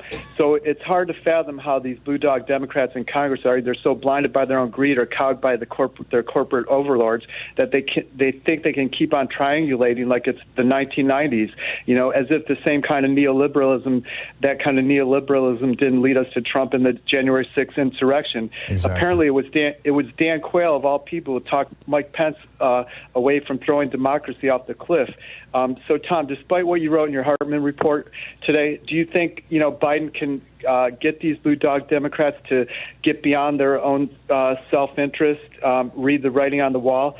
And what do you think their short-sighted self-interest, I should say? And what do you think would have transpired had Pence not listened to someone like Quayle? Yeah, Pence what we're learning now from Bob Woodward and Robert Costa's book is that Pence was desperately trying to get permission, essentially, from Dan Quayle, an excuse. You know, he was trying to legitimize throwing the election to Donald Trump. It wasn't that he was looking for an excuse not to throw the election to Donald Trump. So this makes Mike Pence look even worse. I agree with you. I am concerned about, in particular, a couple of senators. But you know, this is something it's a real hard call to make. I don't know if we're going to be able to do it. I agree with you that literally democracy is on the line, the fate and future of the American Republic. Yeah, and you know, Biden himself is a lifelong centrist, but he gets it. He understands the urgency, the existential threats, and you know, he made it to the highest office in the land. So hopefully, you know, just by his example, he can impress upon these people, you know, look, this is not the 1990s. You know, you can't have your cake and eat it too. You know, we have to, you know, show the American people how we can govern for them and not for the corporation. The Koch network is mobilizing like never before right now, Jeff. I'm on their email list, and it's astonishing. There's going to be, the opposition is just beginning. Jeff, thanks for the call. You're listening to Thom Hartmann. Visit ThomHartmann.com for audio and video archives. It's Anything Goes Friday. Back with more of your calls in just a moment. It's the Thom Hartmann Program, Talk Media for the rest of us.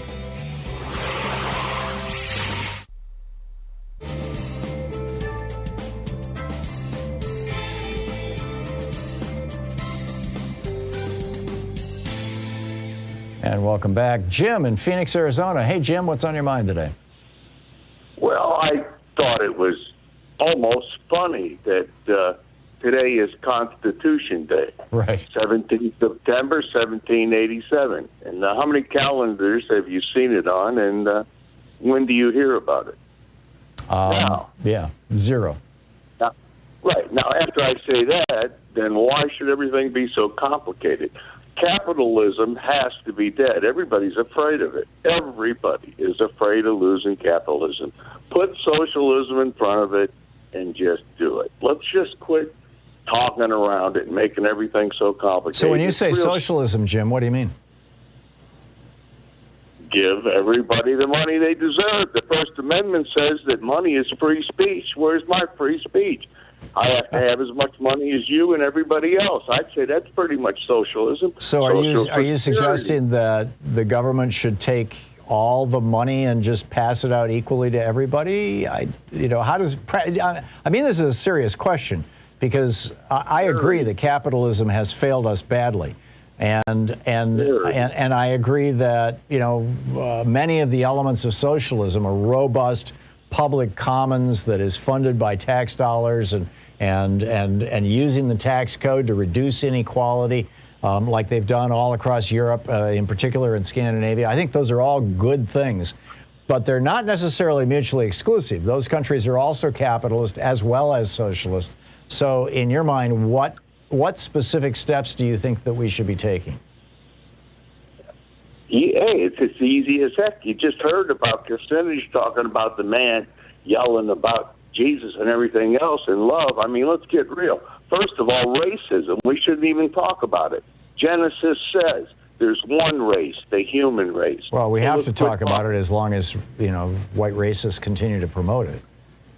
There's no such thing as racism. There's pigmentationism, figment of your imagination. That's what we call racism, Jim. We can't. I mean, if this is all about just playing games with words, socialism, capitalism, racism, it's not going to get us anywhere. If you've got a specific solution or suggestion for an action step to end racism outside of making it illegal to use the word, or to soften the damage of capitalism, or even replace it with something, I'm willing to listen, but I haven't heard anything so far.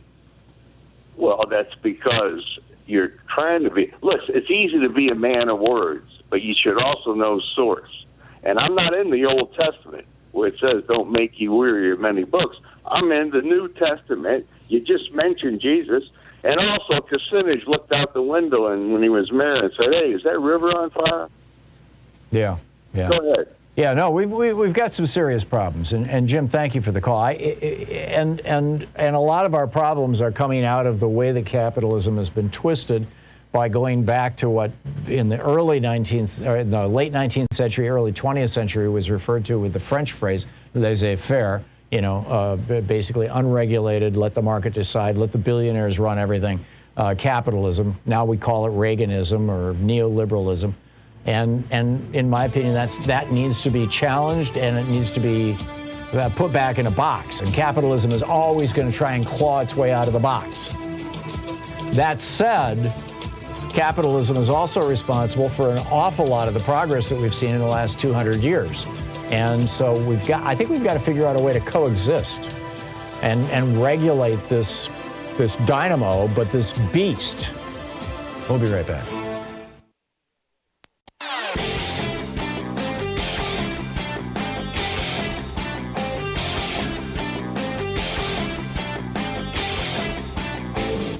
Share the Thom Hartmann Program with your friends. We're available on SiriusXM, Free Speech TV, Pacifica, commercial stations nationwide, YouTube, Twitter, Facebook, on the Thom Hartmann app, and you can even tell your smart speaker to listen to the Thom Hartmann Program.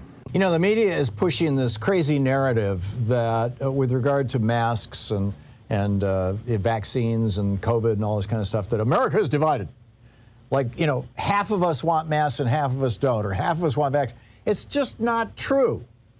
75% of Americans have received at least one dose of vaccine. 70% of Americans think that we should have mask mandates in all of our schools. Only 17%, this is from the latest Pew studies, polling, only 17% of Americans are opposed to mask mandates in schools. And what we have is this tiny fringe that is being cranked. Now we're learning from China as well as from Russia and perhaps other countries, plus the people in, a relatively small number of people, Trump followers, who think that tearing the country apart is a good thing and somehow it'll hurt Joe Biden and hurt the Democrats in the next election. It's crazy. I got a whole video rant about this over at ThomHartmann.com that you can check out. Anything Goes Friday. Thom Hartmann here with you. Kenyatta in Los Angeles. Hey, Kenyatta, what's up? Oh, I've got something light for you today. We're going to talk trivia. All right. Like that, the gentleman was just talking about Constitution Day. And C-SPAN this morning, part of their program, the Washington Journal, had people express which amendment was most important to them. And for me, Tom, it's the 13th Amendment. The 13th Amendment, which, as you know, still makes slavery legal in the United States.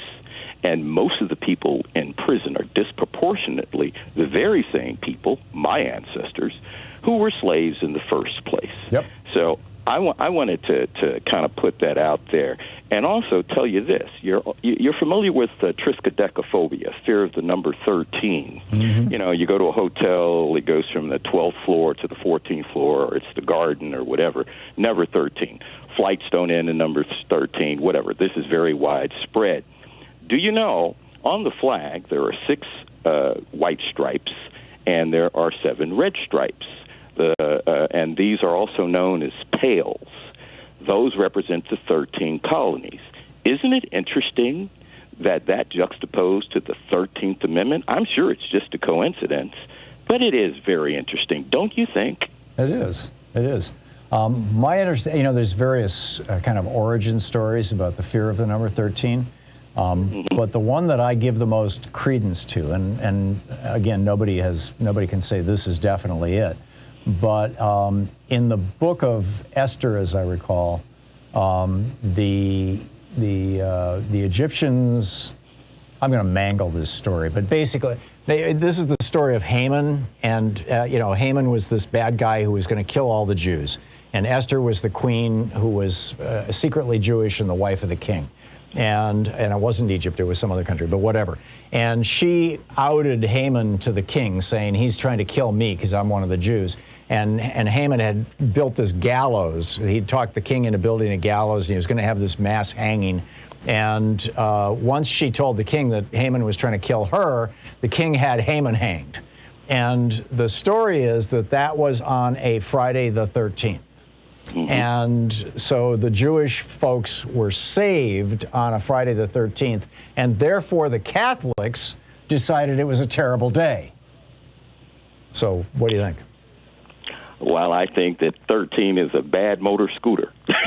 I actually, I've started, of the 7 companies that I've started over the years, Louise and I started 3 of them on Friday the 13th. Once by coincidence and twice by intention. I am not. I don't have. Say that word again. What is it? Phobia? It's triskaidekaphobia. Triskaidekaphobia. Yeah, and it's very widespread. No, I'm not superstitious. I think it's ridiculous. But when you juxtapose it again with the 13 colonies, the 13th Amendment, which legalizes slavery, it's just all very interesting. Well, the founders were keep it light, Tom. Yeah, the founders and the framers of the Constitution, they were fans of the number 13, actually, and I think it's because they were kind of pushing back on the whole idea that apparently had infected Catholicism for hundreds of years, that 13 was scary. Kenyatta, great to hear from you. Thanks for the call. Okay. Have a great weekend.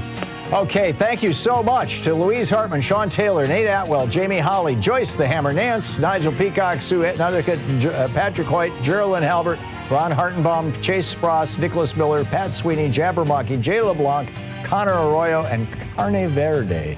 all the folks who help make this program work every day in all its various incarnations and on various places. And special thanks also to every radio and television station and network that carries this program. And please support their sponsors, or if they're in Pledge Drive, support them.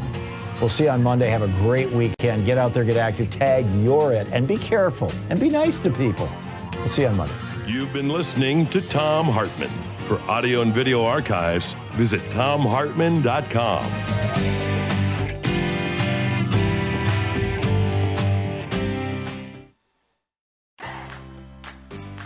These companies support the Thom Hartmann Program. They are HelloFresh, the #1 meal kit delivery service. More information at hellofresh.com, code TOM. CB Distillery for sleeping and pain relief.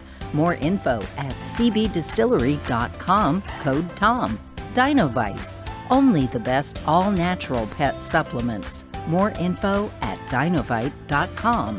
Annie's Kit Clubs, creativity delivered right to your door. More info at annieskitclubs.com/Tom. Wild Alaskan Company, delicious, sustainably sourced seafood delivered right to your door. More information at wildalaskancompany.com/Tom. And Mack Weldon, reinventing men's basics. More info at mackweldon.com/Tom.